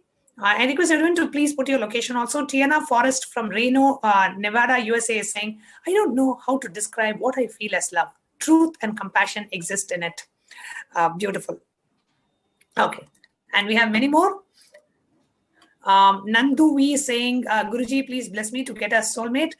Nanduji, please stay tuned and be there for today's Bhagavan Sri Krishna Bhava Samadhi Darshan. And we have a prayer request form. You can put your prayer request to the Supreme Pontiff. In that prayer request form, Swamiji will be blessing your prayer request. I request the causers to please put the link to the prayer request form in the chat so people can start submitting their prayer request to the Supreme Pontiff as we are going through the program. Okay, so we'll move on to the next step. We have a lot of interesting definitions about love that is coming up. What Swamiji has defined as true love is what we are going to see now. Thamini Swami, please go ahead. Yes. True love is the experience, the way, method through which you connect with everyone with the basic cognition of oneness. We need to understand that the basic truth about life is oneness. The vast energy field where all of us experience that oneness, having that oneness as a basic cognition, the way you relate with everyone is true love.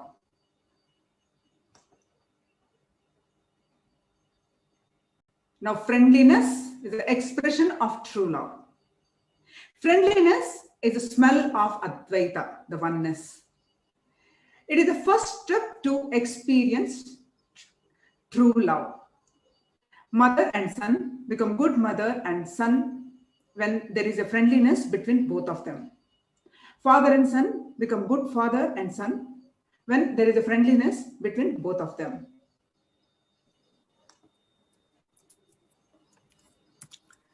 Husband and wife become great couples when there is friendliness between both of them. Master and disciple become great master and disciple when there is a friendliness between them. In any relationship, friendliness between them expresses as true love. Friendliness is the aroma of true love. Love is the aroma of friendliness. So when you are experiencing that friendliness in your life, that true love starts expressing in the form of friendliness. Friendliness is the essence of life. Friendliness is nothing but positive, self-fulfilling, positive prophecy and prediction about the other person. When you have a self-fulfilling negative prediction about the other person, you are waiting to break it. When you are waiting to break it, all your attitude will be fuming with anger, agitation, and irritation. So I would like to pause a moment here and like to explain these two words. Self-fulfilling negative prophecy, self-fulfilling positive prophecy. And I want each of you who are listening to actually internalize and see how we put some people in self-fulfilling negative prediction and some people in our life in self-fulfilling positive prediction. Let's first understand what it means. Okay, so I'll give an example of a self-fulfilling negative prediction. Okay, so let's say you have a boss and this boss like never recognizes your work. Okay, so he never recognizes your work and he's constantly like comparing you with others and he's saying like, you know, you're not as efficient as others, you take a lot of time and any project I give to you, you never fulfill it. And you know, this is what your boss constantly says. So let's say your boss gives you a new project, he calls you and he says, you know, this is a very important work, we have to submit it to the boss, to my manager next week, and I'm trusting you and I'm giving you this. As soon as you get this job, You feel like, what is that? Anyway, I know what he's going to say. At the end of the week, he'll say, oh, you have not done this well. Oh, I should have given this to somebody else. Why is he not giving it to that person now itself? I know this is what he is going to say. He has never appreciated my work. He has never appreciated my work in 5 years. Okay. But on Monday itself, you have created that prophecy that this is what the boss is going to say. And you have to deliver the project on Friday. You really put a lot of hard work and you have done the project well. You take the project to your boss on Friday. Exactly like what you predicted. The boss is like, oh God, why did I trust you for all these 5 days? See, nothing has been done. I know if I had given to this other person, he or she would have done it so beautifully. Why did I trust you? This is not at all what I wanted. You are not able to grasp what I want. And you feel, see, I know this is what he is going to say. Exactly, it happened. This is what we call as self-fulfilling negative prophecy. You create that reality and you manifest that reality and you tell that that person is behaving like that. But actually you are creating that response in the boss because on Monday itself, you decided this is how the boss is going to respond. This is self-fulfilling negative prophecy. If you are able to understand what I'm saying, please say, you can respond in the chat. If you are able to relate with this, how you create a response for that person and exactly that person behaves exactly the way you predicted that person, but that's a negative response. If the same thing happens for a positive situation, where you feel like, oh my God, like, if I make this, if I dress up like this, I know my husband will really like it. Or if I do this act, I know he or she will really like and appreciate it. And you do that and the person really enjoys that kind act of yours. And the person feels so fulfilled. And because that person feels fulfilled, you feel fulfilled. That is self-fulfilling positive prophecy, right? So that is self-fulfilling positive prophecy where you feel like, oh, if I do this, you know that your son or daughter really likes the dish and they're coming back from the vacation or from college and you make their favorite dish and keep, and then they are like, they also thought that you would make this dish for them and they come and they are so surprised and they were like, oh my God, Mom, I really wanted you to make this dish and you have already made this, before even I tell you. And like such a oneness you feel. And such a fulfillment you feel as a mother and the child feels as a son. And that's a self-fulfilling positive prophecy. So if you are able to understand these two, please, you can respond in the chat.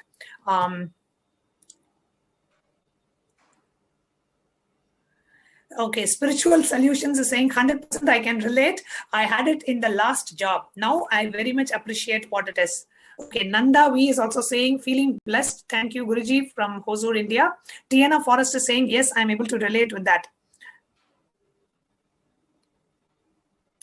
Okay, so we have Miriam on Facebook. She's saying, the person I decided to bring completion with, whatever negativity I think about immediately manifests, but never positivity. Yes. See, Miriam, you're messaging, you actually messaged a very important thing. You said, whatever negative I think about that person, that manifests. Whatever positive I think about that person doesn't manifest at all. Actually, Miriam, this itself is a negative cognition. This itself is a negative prediction about that person. Oh, if I think negative, it will happen. If I think positive, it will not happen. Itself is a negative prediction. So you drop this cognition, you will see so many positive things start happening. Okay.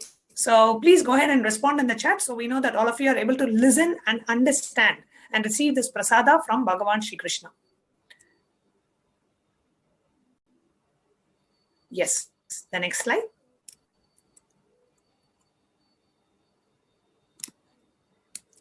The next most important powerful cognition that Swamiji shared is Tyaga. Tyaga is actually the flip side of love. Tyaga is the inseparable component of love. Every relationship becomes meaningful when the component of Tyaga is infused into it.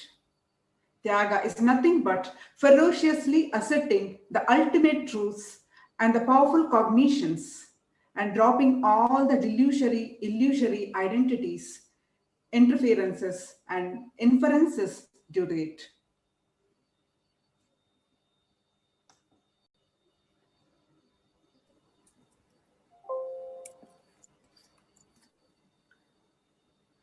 Any relationship you value will have the undercurrent of Tyaga in it. When love is triggered in you, if you cooperate with that energy and start acting, that becomes Tyaga. When Tyaga is triggered in you, if you cooperate with that energy and start acting, it will become love. Love and Tyaga from the life of Bhagavan Krishna. After Bhagavan Krishna destroyed the demon Kamsa in Vrindavan as a young boy, it was time for him to go on to the Gurukul to learn everything needed to become a king. Sandipani was the guru of Bhagavan Krishna, and it was a rigorous training for Krishna in the Gurukul. One day, Krishna saw his guru gazing at the sea with tears in his eyes. Krishna, with his folded hands, asked his guru Sandipani, what was the reason for his sadness? Is there anything I can do to remove your sadness? Asked Krishna. Sandipani reveals that his son was kidnapped by the Punyajana demons a year ago and sent to Pathala. Krishna assures his guru Sandipani that he will get back his son Punardatta, and that would be his Guru Dakshina to Sandipani. That night, Krishna and his friend Uddhava swim towards the ship used by the Punyajana demons, but get caught on the way. They fight off the demons and take the ship to Patala. On reaching Patala, they get to know that Punardatta was sold to the queen of Patala and was married to her daughter. Krishna tries to convince the queen about what had happened, but she doesn't accept and asks Krishna to leave. Krishna states that it is his commitment to his guru that he would get Punardatta back no matter what happens to him. A fierce battle ensues between them. Krishna defeats the demons in the Pathala and brings back to Sandipani along with Punardatta, offering his very Guru Dakshina. If you see love and Tyaga, just for his love for the Guru, Krishna went all the way to bring back the son of his Guru so that he could see his Guru happy. He went everything. Krishna literally did everything to pay back his Guru Dakshina to the Guru, which is bringing back the life of his Guru's son. Tyaga and love leads to each other. Let us listen to it from the Supreme Pontiff.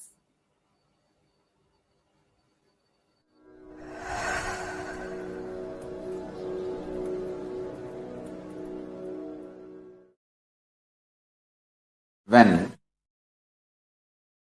love is triggered in you, if you cooperate with that energy flow and start acting, it will become Tyaga. When Tyaga is triggered in you, if you start cooperating with it and start acting, it will become love.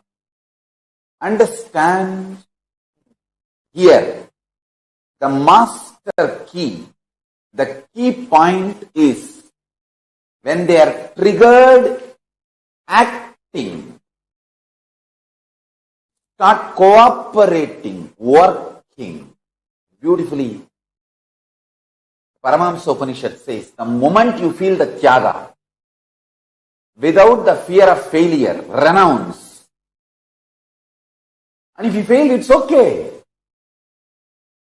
Only if you renounce 100 times and fail from your renunciation and Tyaga, you will be successful 101st time. Nothing great happens without efforts. Nothing is wrong in failing. Something is seriously wrong in not trying.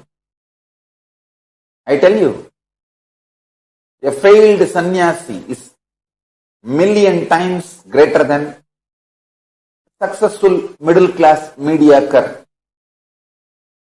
grihastha.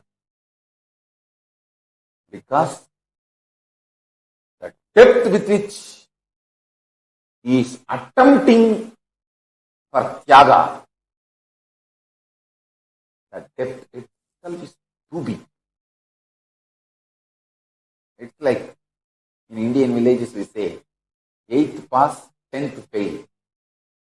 Surely 10th fail is much bigger than 8th pass. Because the very class is different. In any level, larger attempt for higher tyaga is best. I tell you. Doing tyaga of the mood swing is the highest tyaga.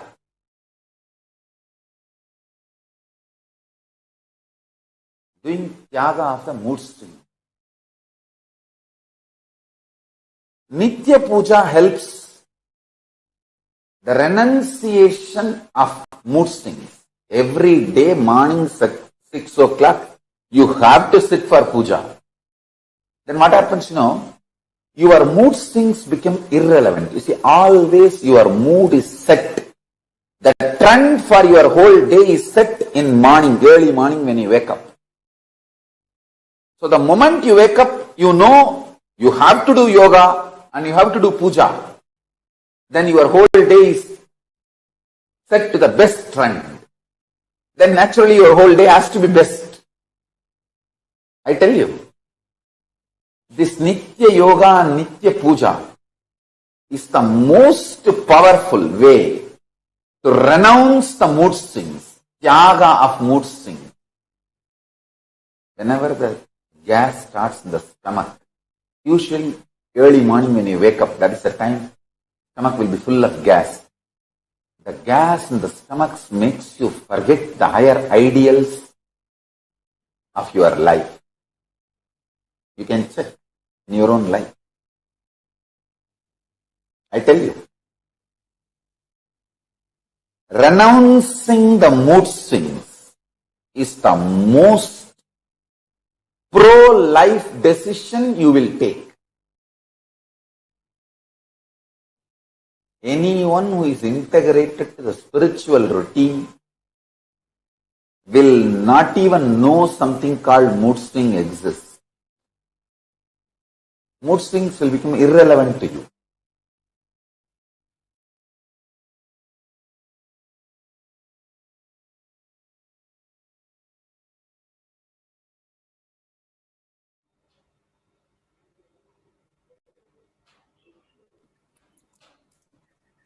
Renouncing the mood swings, renouncing what we do not need. That is what is Tyaga all about.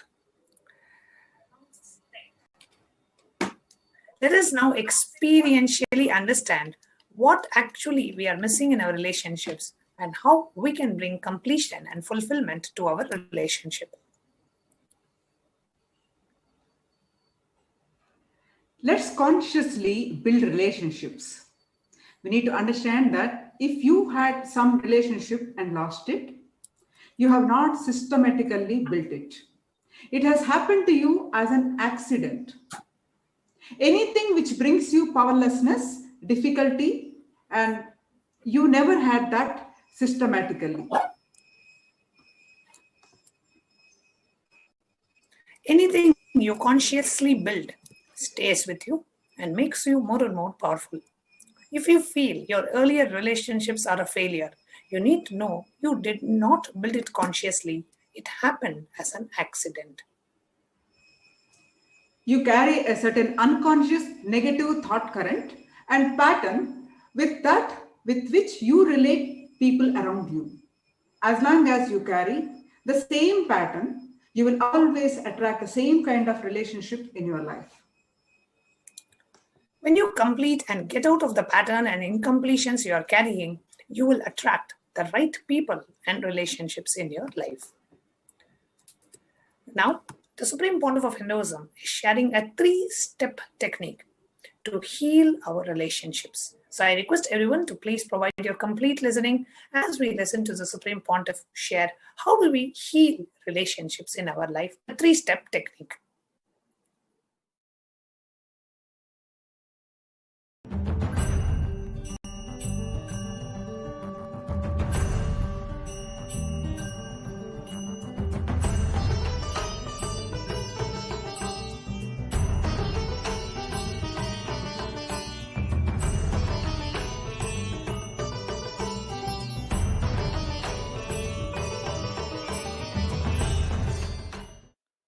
listen, completing with others. Others means not just only your father, mother, husband, wife, brother, sister, the human beings around you. We will start the completion with everything with which you are living. Your wealth, your health, your bag, your seat, your pets, your car, your house. Please understand, all these are living part of your life. They may be dead objects, but they are living part of your life. See, a house may be a dead object, but it is a living part of your life. How many of you understand what I am saying? It's a very important component of your life.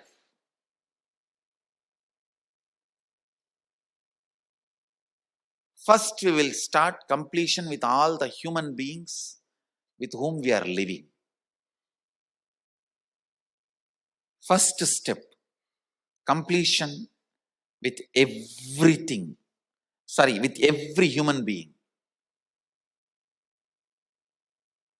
First thing you need to do is deciding, I have to bring completion with others, with whoever I am living. I have to bring completion with whoever I am living. Even if they don't want, I will stretch my best and I will decide I am open. I am going to be in the space of completion. Whenever they are also ready, it will become completely complete. Understand? Completion with others does. Asking is not completion. Asking sorry is not. So many people were saying, I want to apologize, I am sorry. No, I am sorry is not completion. I am deciding to drop hurting pattern in my life, or any incompletion, misunderstanding, anything. I am deciding to drop, and I am deciding not to bring them, not to give life to it again. See, past, you can't say you are wrong or you are right. No one can say you are wrong, you are right. It is not apologizing. It is not feeling sorry for the past. No. Deciding, I am dropping this incompletion, hangover of the past, and I will not allow this to happen once more. Completion is actually responsibility, not apologizing. See, apologizing or feeling sorry comes out of powerlessness, but completion comes out of responsibility. Understand the difference. Please listen, see the difference. Now, when I am saying you need to complete with your mother, with your father, with your brother, with others, I am not asking you to apologize. I am not asking you to call them and say, oh sorry, oh sorry, oh sorry, bus bus. No. No. Feeling sorry comes from powerlessness. That is not completion. When you call, you explain, this is what has been perceived by me. Here, I am not interested in looking into you are wrong or I am wrong. That will only create more and more anger, hatred, and suppressed violence. I am only saying one thing. I am ready to drop the past and its powerlessness, incompletion. I am declaring I am dropping the past and I am complete. I don't have incompletion. And I will not create any incompletion anymore. Your decision and declaration, when it reaches them, you will suddenly see they also open up and start coming towards completion. But first, you need to be prepared. The first step preparation for you. Sit with any one person in the hall. First invoke your mother in that person and complete. Then go to the another participant and invoke the father in the person and complete. Don't invoke everybody in one person. No. One person, and with whoever you need to complete. Here, complete. Then, without the person, sit with the mirror and invoke that person in the mirror. Invoke your mother in the mirror. Talk loudly, not silent completion. No. Talk loudly as you are talking to your mother and complete. Invoke your father. Talk loudly as you are talking to your father and complete. Listen. First step with the second step with the mirror, you will sit and talk and do the completion. Third, only you are going to call them and start talking to them. How many of you understand? First, do the first step and second step. If they are dead, by invoking in the mirror, if you do completion, that's enough. And if there is a legal problem, calling them, they may record and create a problem. You don't need to call them. If you know that they are still alive and if you have the ability to reach out to them, you should reach out. First, you don't even go to that step. Let us first do these two completion. Then you will have a lot of questions. I'll answer them. I'll help you to do these two completion first. That will take away the anger and vengeance and misunderstandings and suppressions you have. Let that come out first. Let you be healed. All that spicy, chilly anger, vengeance, everything will come out through the words. You will be ready to complete. If you directly now call them, now you will start reasoning with them. You are wrong, you are wrong, you are wrong. End of the call, more incompletion. First, even if your relative or the person with whom you have to complete is in the hall, you will not talk to them directly. You will only sit with persons, other participants, and then you will only sit with the mirror. Then I will have one more session answering your questions, and I will also be doing a Shivoham process to heal your past. That part of the brain which records strong emotions. I'll heal that part with the awakening of the Kundalini. Then your tongue will have the sweetness, honey. Then you should call on honey. Otherwise, honey.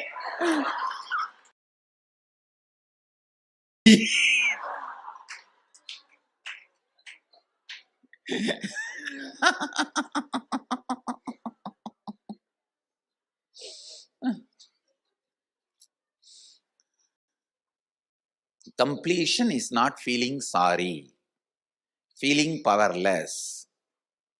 For example, you are going to call your mother.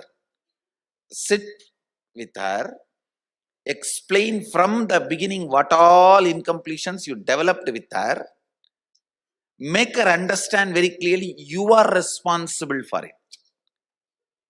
And you are dropping it. You are not saying sorry. You are not becoming powerless about it. You are saying, yes, I am responsible. I don't want to get into who is right, who is wrong. Even if you are wrong, I am only responsible. I am dropping the past. And now I want to start the new space with completion. Understand?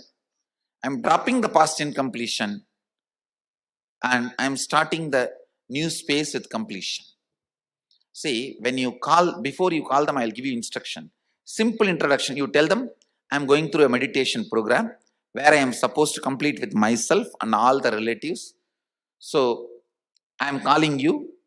Just add 2-3 lines. You are important person, part of my life. So, only when we are complete, I can be complete. Now, I am calling you. This has happened. Now I am realizing who is right or who is wrong is not the thing. I am responsible. So I am deciding to take the responsibility and bring completion. Understand? The other person should not feel you are weak. Other person should only feel you are taking responsibility for it.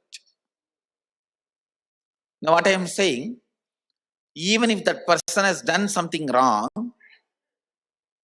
he is the reason for the incompletion, but I am going to be responsible for the completion. So I am not bothered about you. You may be the reason or not, but I am going to take the responsibility for completion. I am not responsible for the abusal I went through, but I am responsible for the completion which I am going to bring now. Even if the other person is wrong, we will take the responsibility for completion. That person understands, accepts or not is secondary. It is you come to the completion space.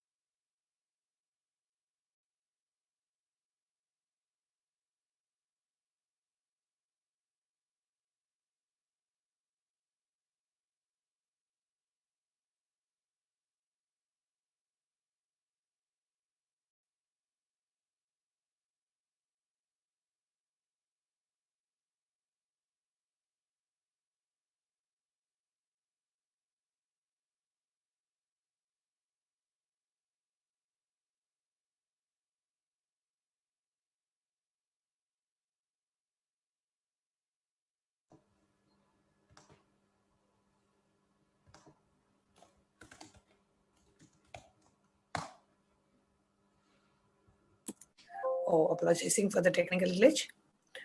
I was talking with my mic muted. I'll repeat what I just said. Now, before you begin anything in your life, let us make a conscious resolution, sankalpa. Whenever we begin anything with a conscious resolution or a sankalpa, we receive the blessings of all the divine beings to fulfill our commitment to ourselves. So before we actually enter into the completion process, we all listened from Swamiji about what is completion and how we can enter into the completion process. Now, before we actually enter into the completion process, we are going to take a sankalpa. Today, Kailasa's Department of Religion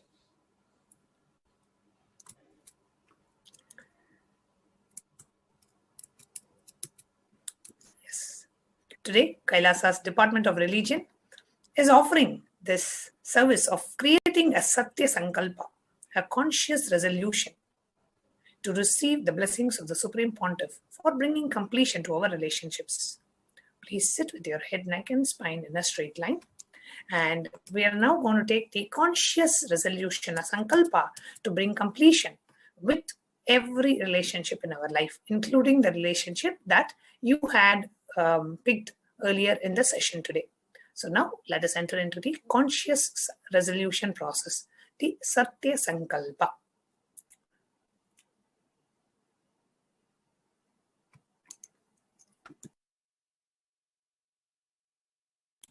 I request NTV operator to lead us into the Sankalpa process.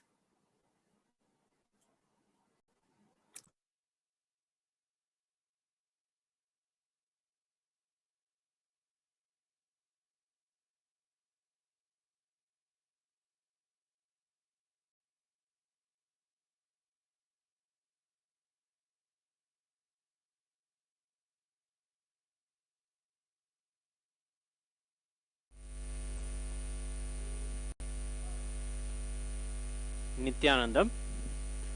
Today we are going to take the Satya Sankalpa for the Purnatva Kriya.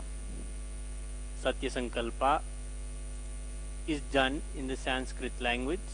A Sankalpa is done as a resolution for all the benefits and all the auspicious blessings to manifest from any particular event that you're going to begin. We always resolute for all the best things before anything starts. So with the same intention, when you are going to do a completion with someone else, to have the best completion manifest from the Purnatva. We will do now the Satya Sankalpa in the Sanskrit language. The Sanskrit language is both a linguistic and phonetic language, which, when chanted or listened to, awakens the non-mechanical parts of the brain. Let us now chant the Satya Sankalpa to perform Purnatva Kriya. There will be a pause where you can chant your name and the name of the person that you are seeking completion with, that you want to come to a space of Purnatva with. Both your name and their name can be chanted in the pause in this mantra, followed by a deep intention for all the auspicious blessings, whether it may be a healing of the muscle memory, or the healing of the biomemory or the bioenergy, or health, wealth, prosperity, stability, courage, whatever it may be that you want as a fruit of the completion that you are seeking. Have the deep intention for that as the Sanskrit mantras are chanted now. So we will now begin, and at the time of the pause, I will instruct you to chant your name aloud along with the name of the person that you are seeking to have completion with. We will now begin. Nithyanandam paramasukhadam kevalam jnanamurtim dvandvatitam gagana sadrusham tattvamasyadilaksham ekam nityam vimalamachalam sarvadi sakshibhutam bhavatitam trigunarahitam sadgurum tam namami. Om mamopatta samasta duritakshayadvara bhagavat shri nityananda paramashiva prityartham adhya purvokta evam guna viseshena visishtayam asyam shubhadito. Now please chant your own name and the name of the person that you're seeking completion with. With the blessings of the Supreme Pontiff of Hinduism, Swamiji, we will now take the resolution for all the auspicious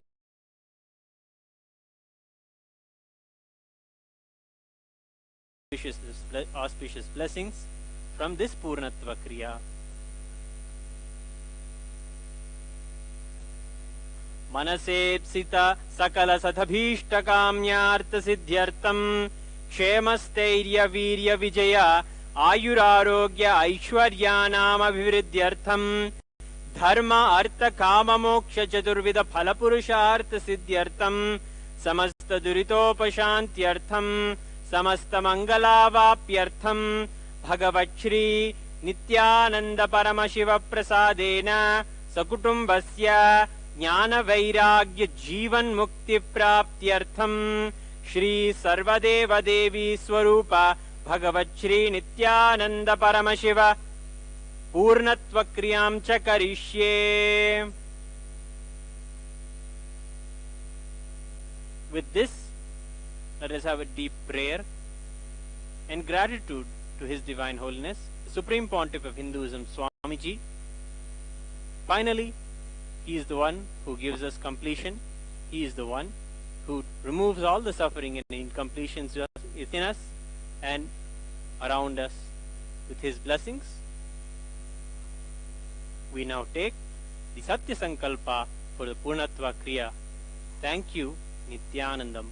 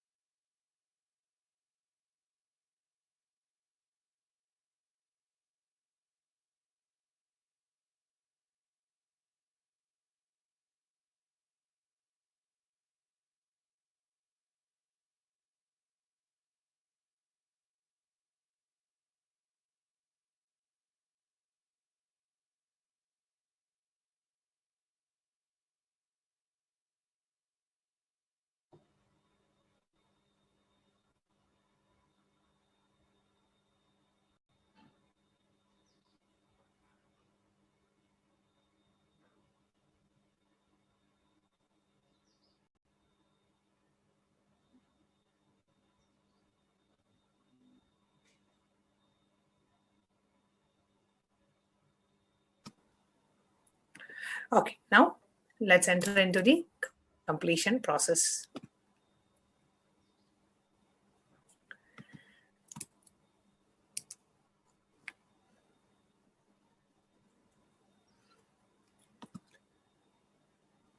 With this powerful declaration and conscious resolution, let us enter into the completion process.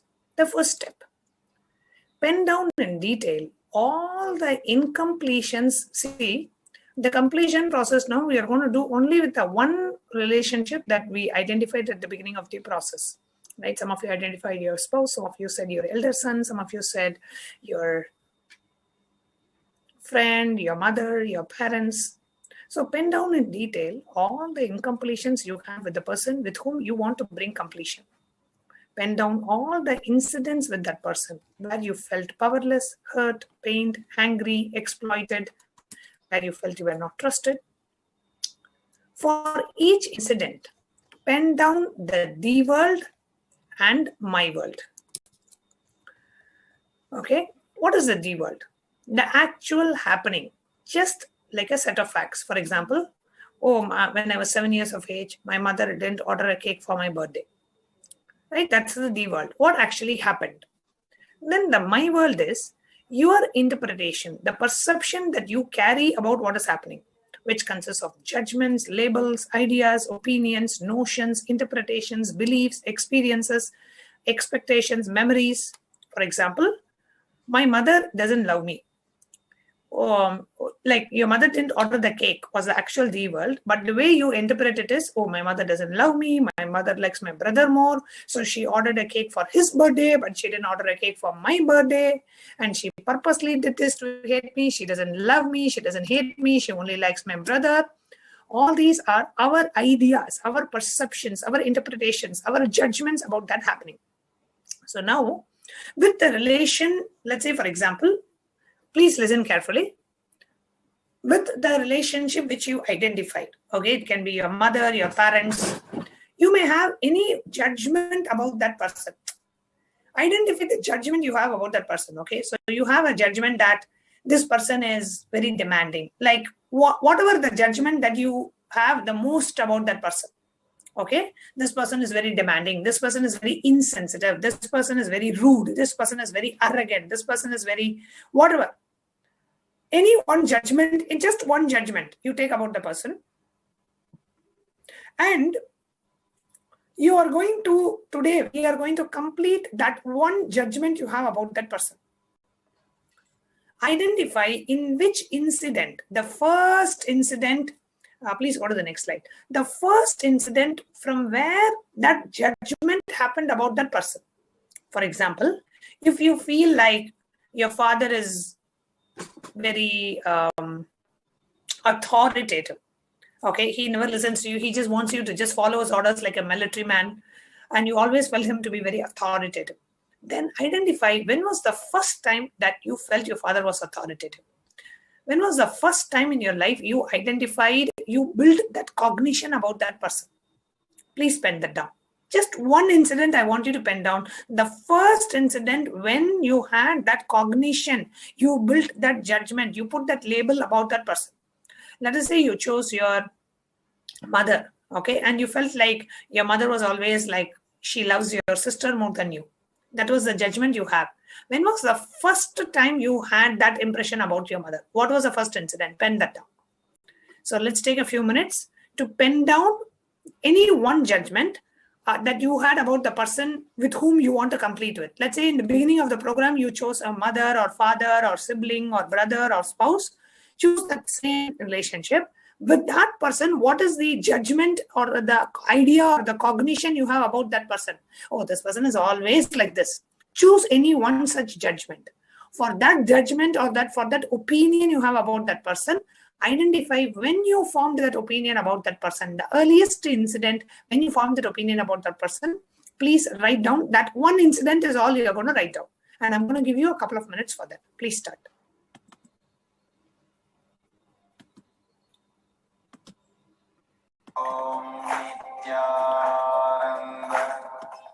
Once you're done penning down, just say finished in the Zoom chat, in the YouTube chat, and in your Facebook live chat, just say you're done. So I know that you have done finishing the assignment. Just take a couple of minutes to do this. Just one incident, the earliest incident when you had that impression, when you formed that cognition, when you formed that opinion about that person, just pen that down.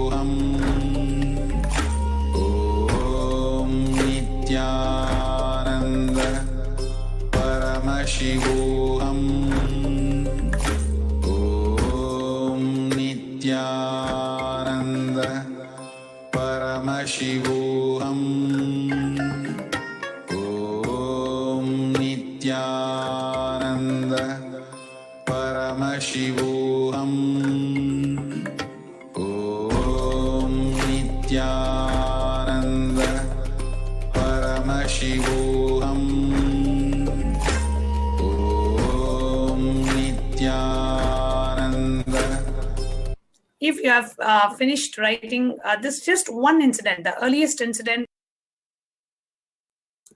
please say done in the chat. Okay, I can see Sherry, Susan have finished. What about others? Please say done. Okay, Vimala Nambiar is saying done. Thank you, Ma. Please say done in the chat. For those of you, I'll give a couple of more minutes. I see many of you are still probably doing.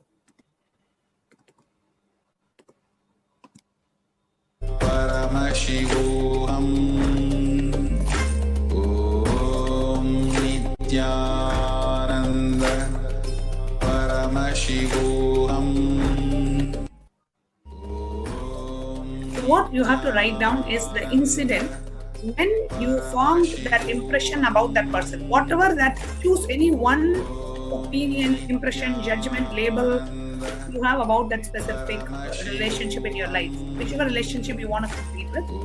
What is the most common judgment or opinion you have about that person?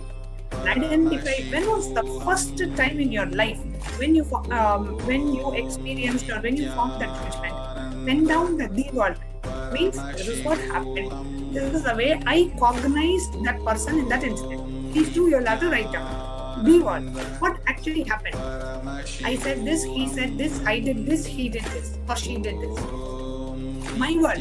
So he did this, which means that he doesn't love me, he doesn't care for me, he hurts me, he purposely did this, he purposely did this, they want to do this, they showed their anger on me, they created so much of pain in me. All that will come under my word. Once you are done, just say done in the Facebook or YouTube chat.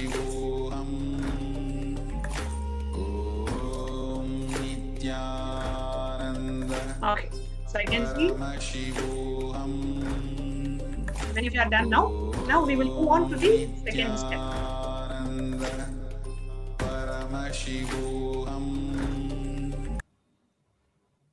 Yes, Madhavi, sorry, you can go ahead.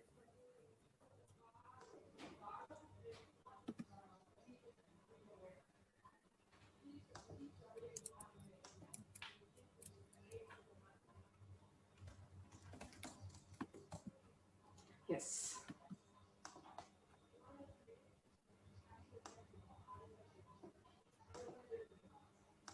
Now?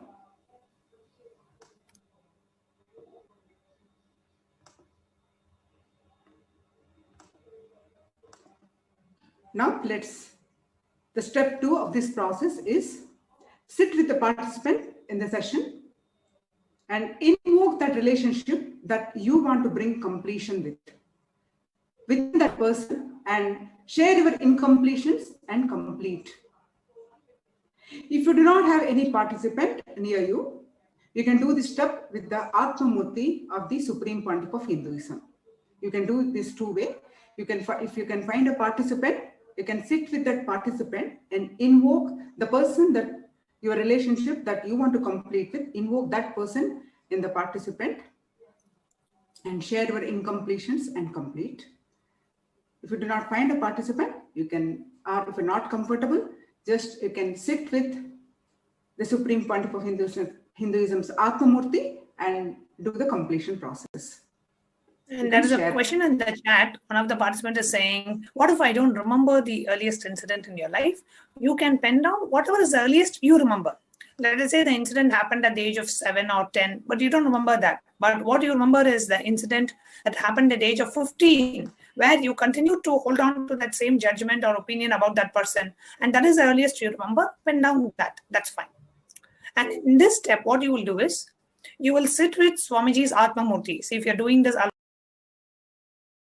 alone in your house and you don't have anybody else doing along with you in the same place, then sit with Swamiji's Atmamurti. Go to Swamiji's Atmamurti and talk to Swamiji as if you're talking to the relation, the person whomever you chose. Let's say you chose your mother. You will go to Swamiji's Atmamurti and talk to Swamiji as if you're talking to your mother. Exactly the same way you will talk to Swamiji and you say, Swamiji, at the age of when I was, sorry, will not say Swamiji, you will say, Mom, at the age of 7, for my birthday, you said you will order a cake, but you did not order a cake. But just 1 month before, for my brother's birthday, you ordered such a big cake for him. From that time, I always felt like you loved the brother more than me, and you never cared about my birthday as much as you cared about his birthday. I was so upset. From that time, I had this impression that you never liked me, you never loved me, you didn't want me, you only wanted the brother, and you only loved him, you never loved me. This is the judgment that I have of you from that incident. So you will go to Swamiji's Atmamurti and talk. If you talk to your mother in a different language, however you talk to your mother, you will go and sit in front of Swamiji's Atmamurti and do this step. Now we'll move on to the next step. The third step in the process is, you will invoke the relationship that you want to bring completion with in a mirror and share your incompletions with the person in the mirror. When you invoke the person in the mirror, talk loudly and verbally just as you would when speaking in person. So the next step is, you will take a mirror and you will invoke that relationship in the mirror. For example, if you are talking to your brother or your mother, you will invoke your brother or your mother or your son in the mirror, right? As if they are actually standing there. You have a mirror in front of you, as if that person is actually there. You will invoke that relationship in the mirror, in the mirror, and you will connect to the person and you will talk to the mirror, saying, Mom, at the age of 7, when for my birthday, I was so excited, I was so happy, I was expecting like you'll buy a huge big chocolate cake for me, but then you made this stupid gulab jamun, which I hate. And my birthday with your stupid gulab jamun, but I wanted a huge cake, which you ordered for my brother's birthday. From that time, I always felt like you never loved me and you never cared for me. You never cared for my feelings. You didn't even ask me if I was okay with that. And I felt very hurt. And from that time, I have been having this impression that, you love my brother more than me. This is the next step. Okay. Then the final step that you will do is, the last step after doing the step 2 and step 3 means sitting with Swamiji's Atmamurti and completing, then taking the mirror and invoking the person in the mirror and completing. Then finally, you will actually make a call to that person. You will actually call that person and you will tell.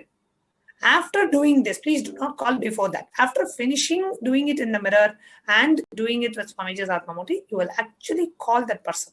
And you will share that incident. You say, what? I've had this impression about you for a very long time. And I really want to share this with you today openly. And you will say that, you will call your mom or you will go to your mom and talk to your mom if she's living with you. she's not, you will call that person. You will say, hey, you know what? From mom, at the age of 7, when you didn't order a cake for my birthday, from that time, I've been having this impression that, you don't love me, you love the brother more than me, and I'm not important for you. And typically, mothers, they will always say, beta, why are you bringing all that? I love you and I love you the most. And that the mother will always try to brush it aside. And it's like, no, don't bring all that. I'm so proud of you. Even then, just listen to your mother. But share, mom, I really want to share this and I don't want to carry this in me anymore. And by you actually sharing with that person, that cognition, that opinion, that impression that you have just melts away. That happens only when you actually call and reveal it to that person. Don't think that you will hurt that person by doing that. It will bring such a deep completion and a trust between you and that other person. It will bring a beautiful friendliness. So you will call that person and you will complete. So I'll repeat again. Step 2, you will sit with some other participant of the program or sit with Swamiji's Atmamurti and talk to the person. Step 3, you will invoke that person in the mirror and complete with that person.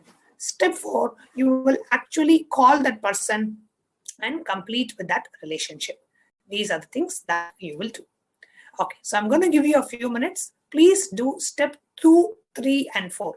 Please complete all the 3 steps now. We'll give you a few minutes for doing this. Please go ahead and do that. Om Nithyananda Paramashivoham. Om Nithyananda Paramashivoham. Nithyananda Paramashivoham. Om Nithyananda Paramashivoham. Om Nithyananda Paramashivoham. Om Nithyananda Paramashivoham. Om Nithyananda Paramashivoham. Om Nithyananda Paramashivoham. Om Nithyananda Paramashivoham. Om Nithyananda Paramashivoham. Om Nithyananda Paramashivoham. Om Nithyananda Paramashivoham. Om Nithyananda Paramashivoham. Om Nithyananda Paramashivoham. Om Nithyananda Paramashivoham. Om Nithyananda Paramashivoham. Om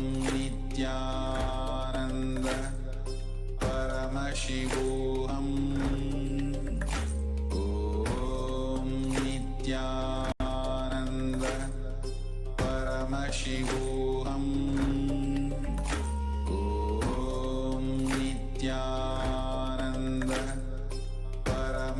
Paramashivoham. Om Nithyananda Paramashivoham. Om Nithyananda Paramashivoham. Om Nithyananda Paramashivoham. Om Nithyananda Paramashivoham. Yes.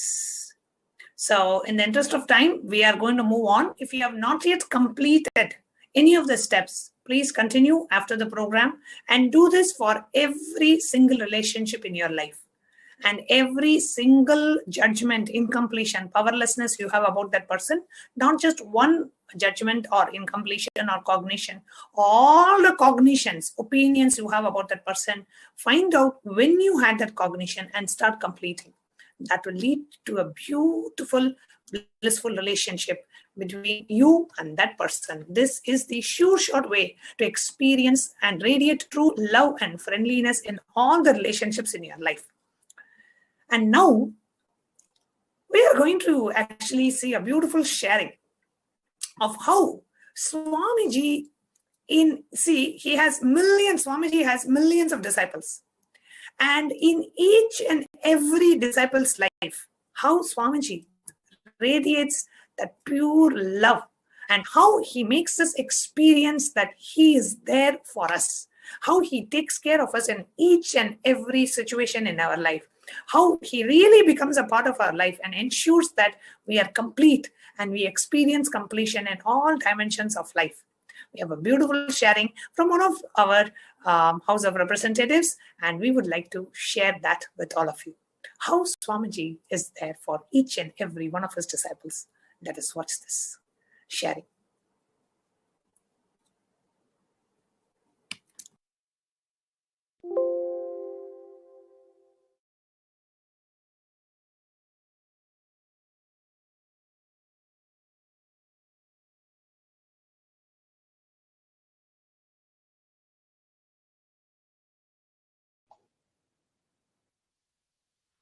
Nithyanandam, this is Ma Nitya And this is Sri Nithya Muktananda.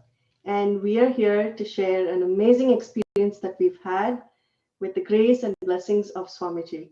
Shri Mukta? So a couple of days ago, I had a shoulder surgery, and it's a major surgery. Then Swamiji, it just so happened that on that day, Swamiji was, by coincidence, Swamiji was giving the Vaidiswara Bhava Darshan, and he asked me to come and sit in the darshan. So the morning the surgery happened, and through the day I was in pain, and evening I sat in front of Swamiji during the darshan, and the darshan was over, and later at night what happened was suddenly started feeling dizzy. I was seeing black spots, I was feeling nauseated, and my whole body was feeling flushed, and this was happening repeatedly. And so immediately we called 911, and the physical 911 and also our spiritual 911, Swamiji. So immediately we informed Swamiji that this is happening. The medical experts, the emergency team, paramedics, they came on site, and they said that my blood pressure was falling too low, and they surmised it's probably because of some medication that I was taking that is not agreeing with me. And they said I had to be taken to the hospital.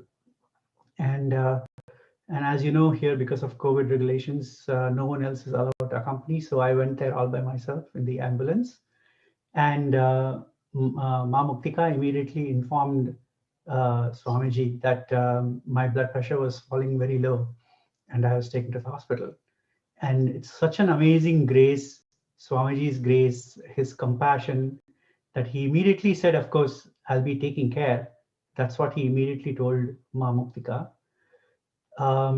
When I was in the hospital, even for one moment, we did not feel worried about it at all. It's such an amazing thing. I mean, those emergency responders were there, and we were so calm, even though I had difficulty breathing. And even when I went there, I felt Swamiji right next to me all the time. And then they checked me out. As soon as I reached the hospital, they checked me out. They did all sorts of tests like X-rays, blood test, everything, heart, they did EKG, and everything came out to be great. And they said there is nothing wrong. You've whatever was a problem, it's gone. You are now perfectly fine. And throughout that, I was always feeling Swamiji there all the time. And then when I was able to message Ma Muktika, that's when Ma Muktika told me that Swamiji, he got a message saying Swamiji is in Samadhi. As soon as he heard that I was going to the ER, he was immediately in Samadhi and he said, I am with Mukta all the time. And so he does not have to worry at all. So that is exactly how it happened, that he was there with me all the time, across time and space. And it's such a blessing to have Swamiji. You know, there is, for him to personally, you know, take care of all his disciples. So, I mean, beyond all expectations, this is just unbelievable. It just goes to speak about his compassion. He actually waited, and it is in spite of it being like very late in the night for us here. Right. And it didn't matter what time of the day it was. And the moment, you know, I sent the message across asking for blessings and healing, immediately the response was that Swamiji is taking care. He is going to bring Sri Mukta's BP level up immediately. And he stayed with us, and till he got the news that I am all okay, I am all recovered. He stayed in Samadhi, taking care of me, literally till we could get out of it. I mean, this is just a unbelievable example of how we all know that Swamiji is here in this universe to bring the superconscious breakthrough for all of humanity. That is one part of him. But there is another part of him that is there taking care of every one of his disciples at every moment, and while taking care of the universe at the same time, which is just that the Parabrahma that's taking care of the universe, but at the same time, Swamiji, the Guru, he is there taking care of each and every disciple at any given time, which is his infinite compassion. And that shows up in such big ways and such small ways.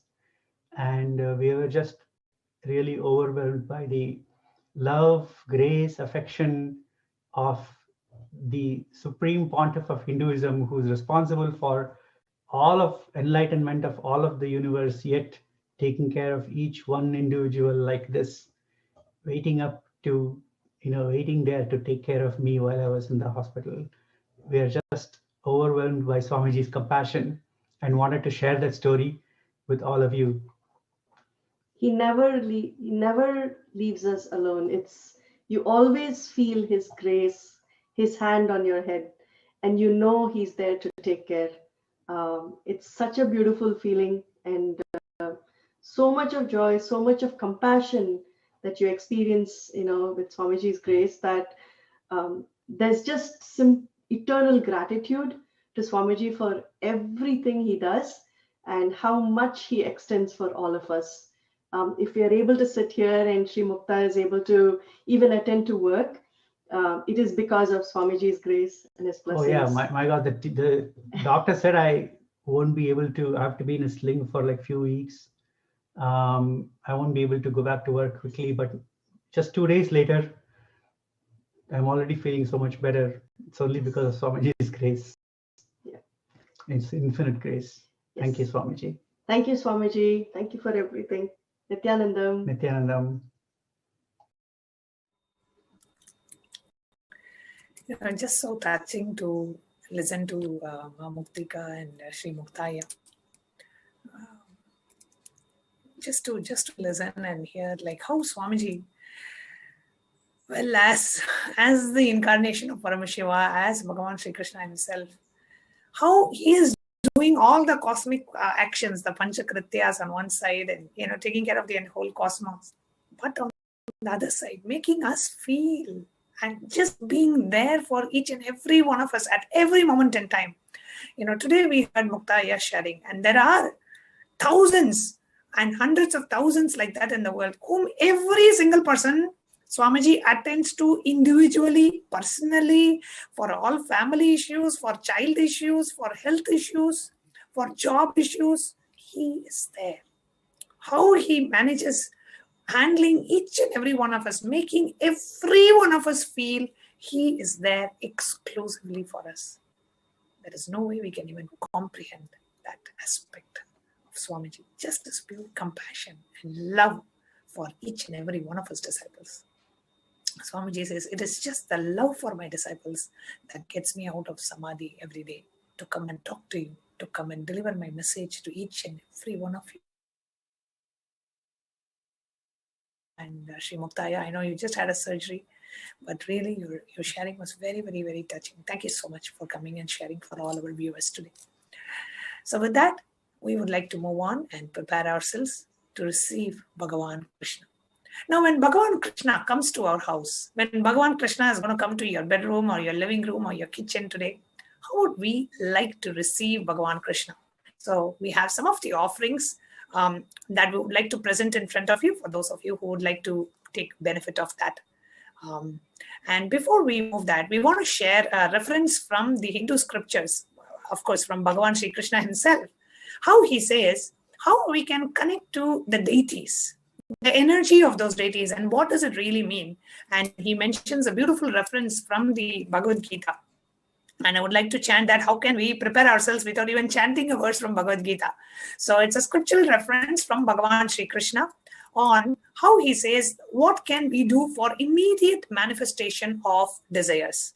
So I'll chant the Shastra Pramana. It is from the 4th chapter of Bhagavad Gita, the 12th verse.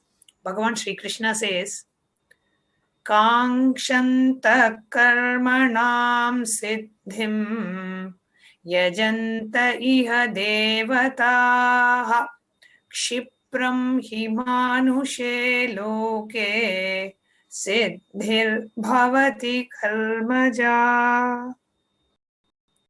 Those who long for the result of an action worship with rites the divine energies, for in this mortal world the success of an action comes immediately.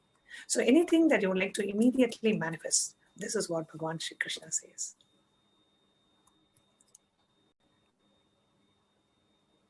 Any result you want to manifest, worship the divine energies that are the embodiment of those specific principles. If you want to manifest perfect health and well-being, then worship Bhagavan Krishna. What are the different offerings that we can do to Bhagavan Sri Krishna? First is the Sankalpa offering, where you want the names of all your family members to be chanted in the Sankalpa mantra and receive the blessings of Bhagavan Sri Krishna. See, the Sankalpa chanting, I would recommend every one of you, see, especially the relationships with whom you want to experience that completion. You can write your name and the name of all the people that you want to experience completion and offer the Sankalpa. It's just $1 per person. So if you have 10 people, just $10. It is not a matter of money, but it is just a matter of you making the decision. Okay, I want to experience completion with all these people in my life and offer a Sankalpa to Bhagavan Sri Krishna. So offering of the Sankalpa, the conscious resolution, the reference we have from Shiva Sankalpa Suktam, directly from Rig Veda. It is a sacred and a conscious act of aligning our straying mind into empowering our declarations. So now that you have made a declaration to have blissful relationships, empower your declaration with an auspicious will, power, and manifesting energy of the divine to manifest our intentions into reality for living an enlightened lifestyle. So the offering of Sankalpa is only just $1. The next offering is Pratyaksha Pada Puja. The Pratyaksha Pada Puja, the scriptural reference from the Guru Ashtakam, verse 3 by Adi Shankara. Shadanga divedo muke sastra vidya kavitva digatyam sukatyam karoti gurorangi padme manaschena lagnam tatah kim tatah kim tatah kim tatah kim. The Vedas, with their 6 limbs and the knowledge of all scriptures, may be on one's lips. One may possess the poetic gift and may compose fine prose and poetry. Yet, if one's mind be not centered upon the lotus feet of the Guru, what then? What then? What then? Offer Pratyaksha Pada Puja and receive auspicious blessings for strong and intense Guru-disciple relationships. You can offer the Pratyaksha Pada Puja. The cost is $1,008.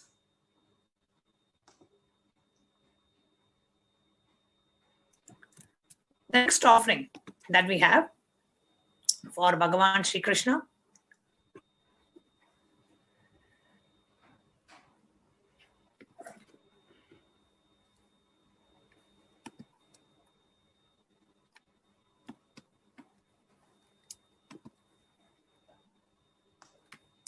is offering to Rukmini Shri Krishna. We have actually offerings today to various dimensions of Krishna, whichever aspect of Krishna that you relate with, you can connect with that. And whoever chooses any particular offering, we have a scroll in the bottom. You can go ahead and register. We have a registration form, so you can register to get more details. We have an online payment form where you can directly go ahead and make the payment online, whether it is for Sankalpa or Pada Puja or whatever you choose as we are sharing. And then after the payment, you also have once you finish the payment, you have the third form, which is a Sankalpa form, where you fill with the names of the family members that you want to benefit from the puja. So all the links are projected in the bottom of the screen. The next is offering of Vastra, offering of clothes to our dear Krishna. And the offering of the Vastra Seva is offered for bringing physical and mental well-being and healing from any kind of illnesses. The reference is directly in the Krishnashtakam, where Krishna has offered beautiful clothes. And the offering of the Vastra Seva, offering of the clothes to Bhagavan Shri Krishna, is $1,008.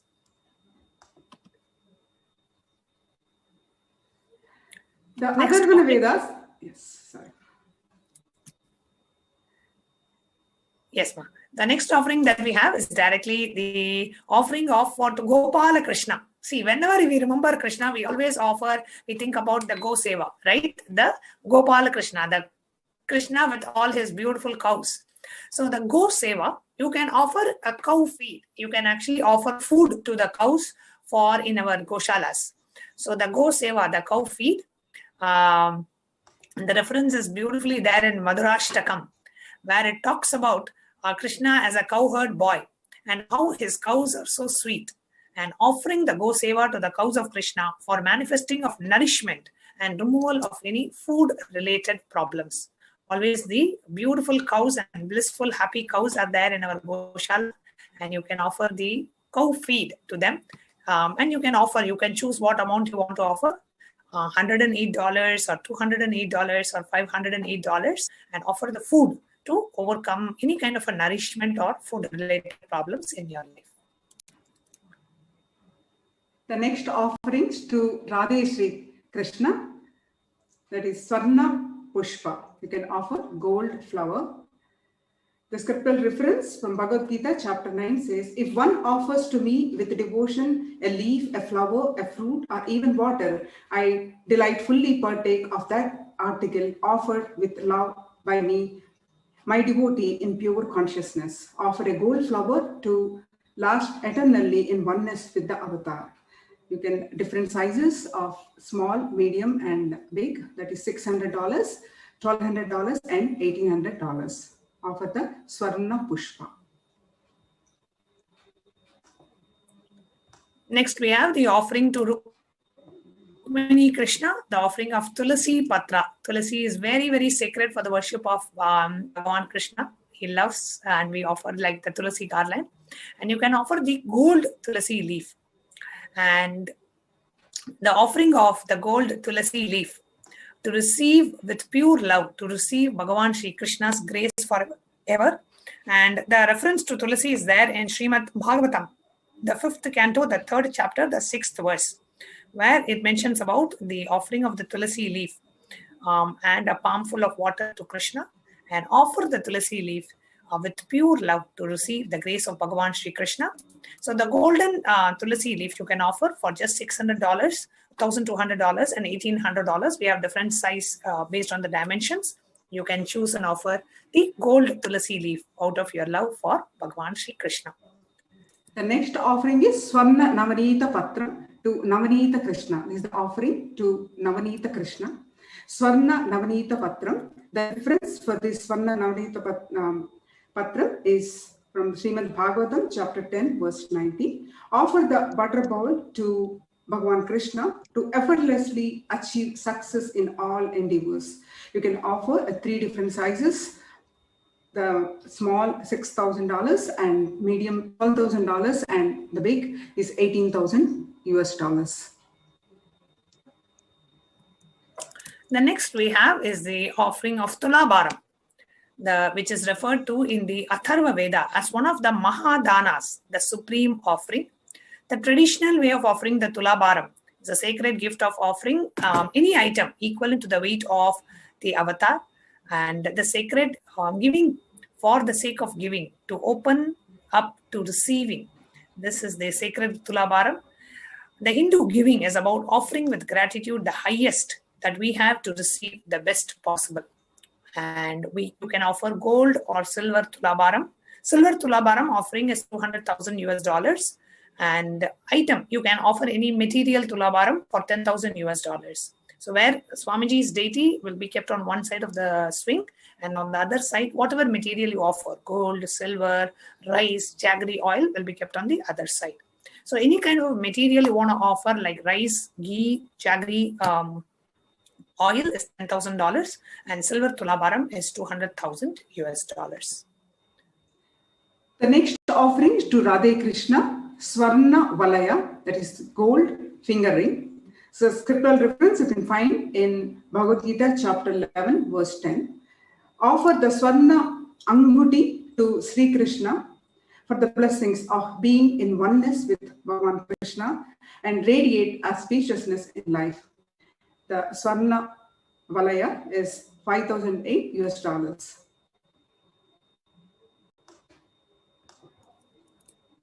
Next is the offering of Swarna Kundalam, which is the golden earrings. And the reference to Swarna Kundalam is also in Srimad Bhagavatam. Offering of the Swarna Kundalam to Krishna and manifest the power of listening and completion in your relationships. The ears of the Lord are very elegant and beautiful, always listening to the sweet songs of the devotees. Be blessed with the grace of Bhagavan Shri Krishna, listening to your heart's desire. The golden earrings as offering is $60,000.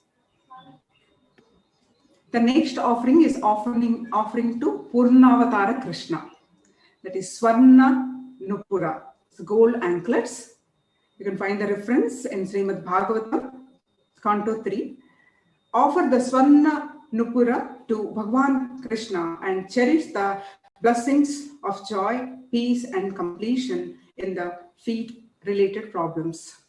So offer of Swarna Nupura, the golden anklets, cost is $60,000. The next is the offering of the Swarna Kankanam, the golden bracelet. Reference is there in Srimad Bhagavatam, the third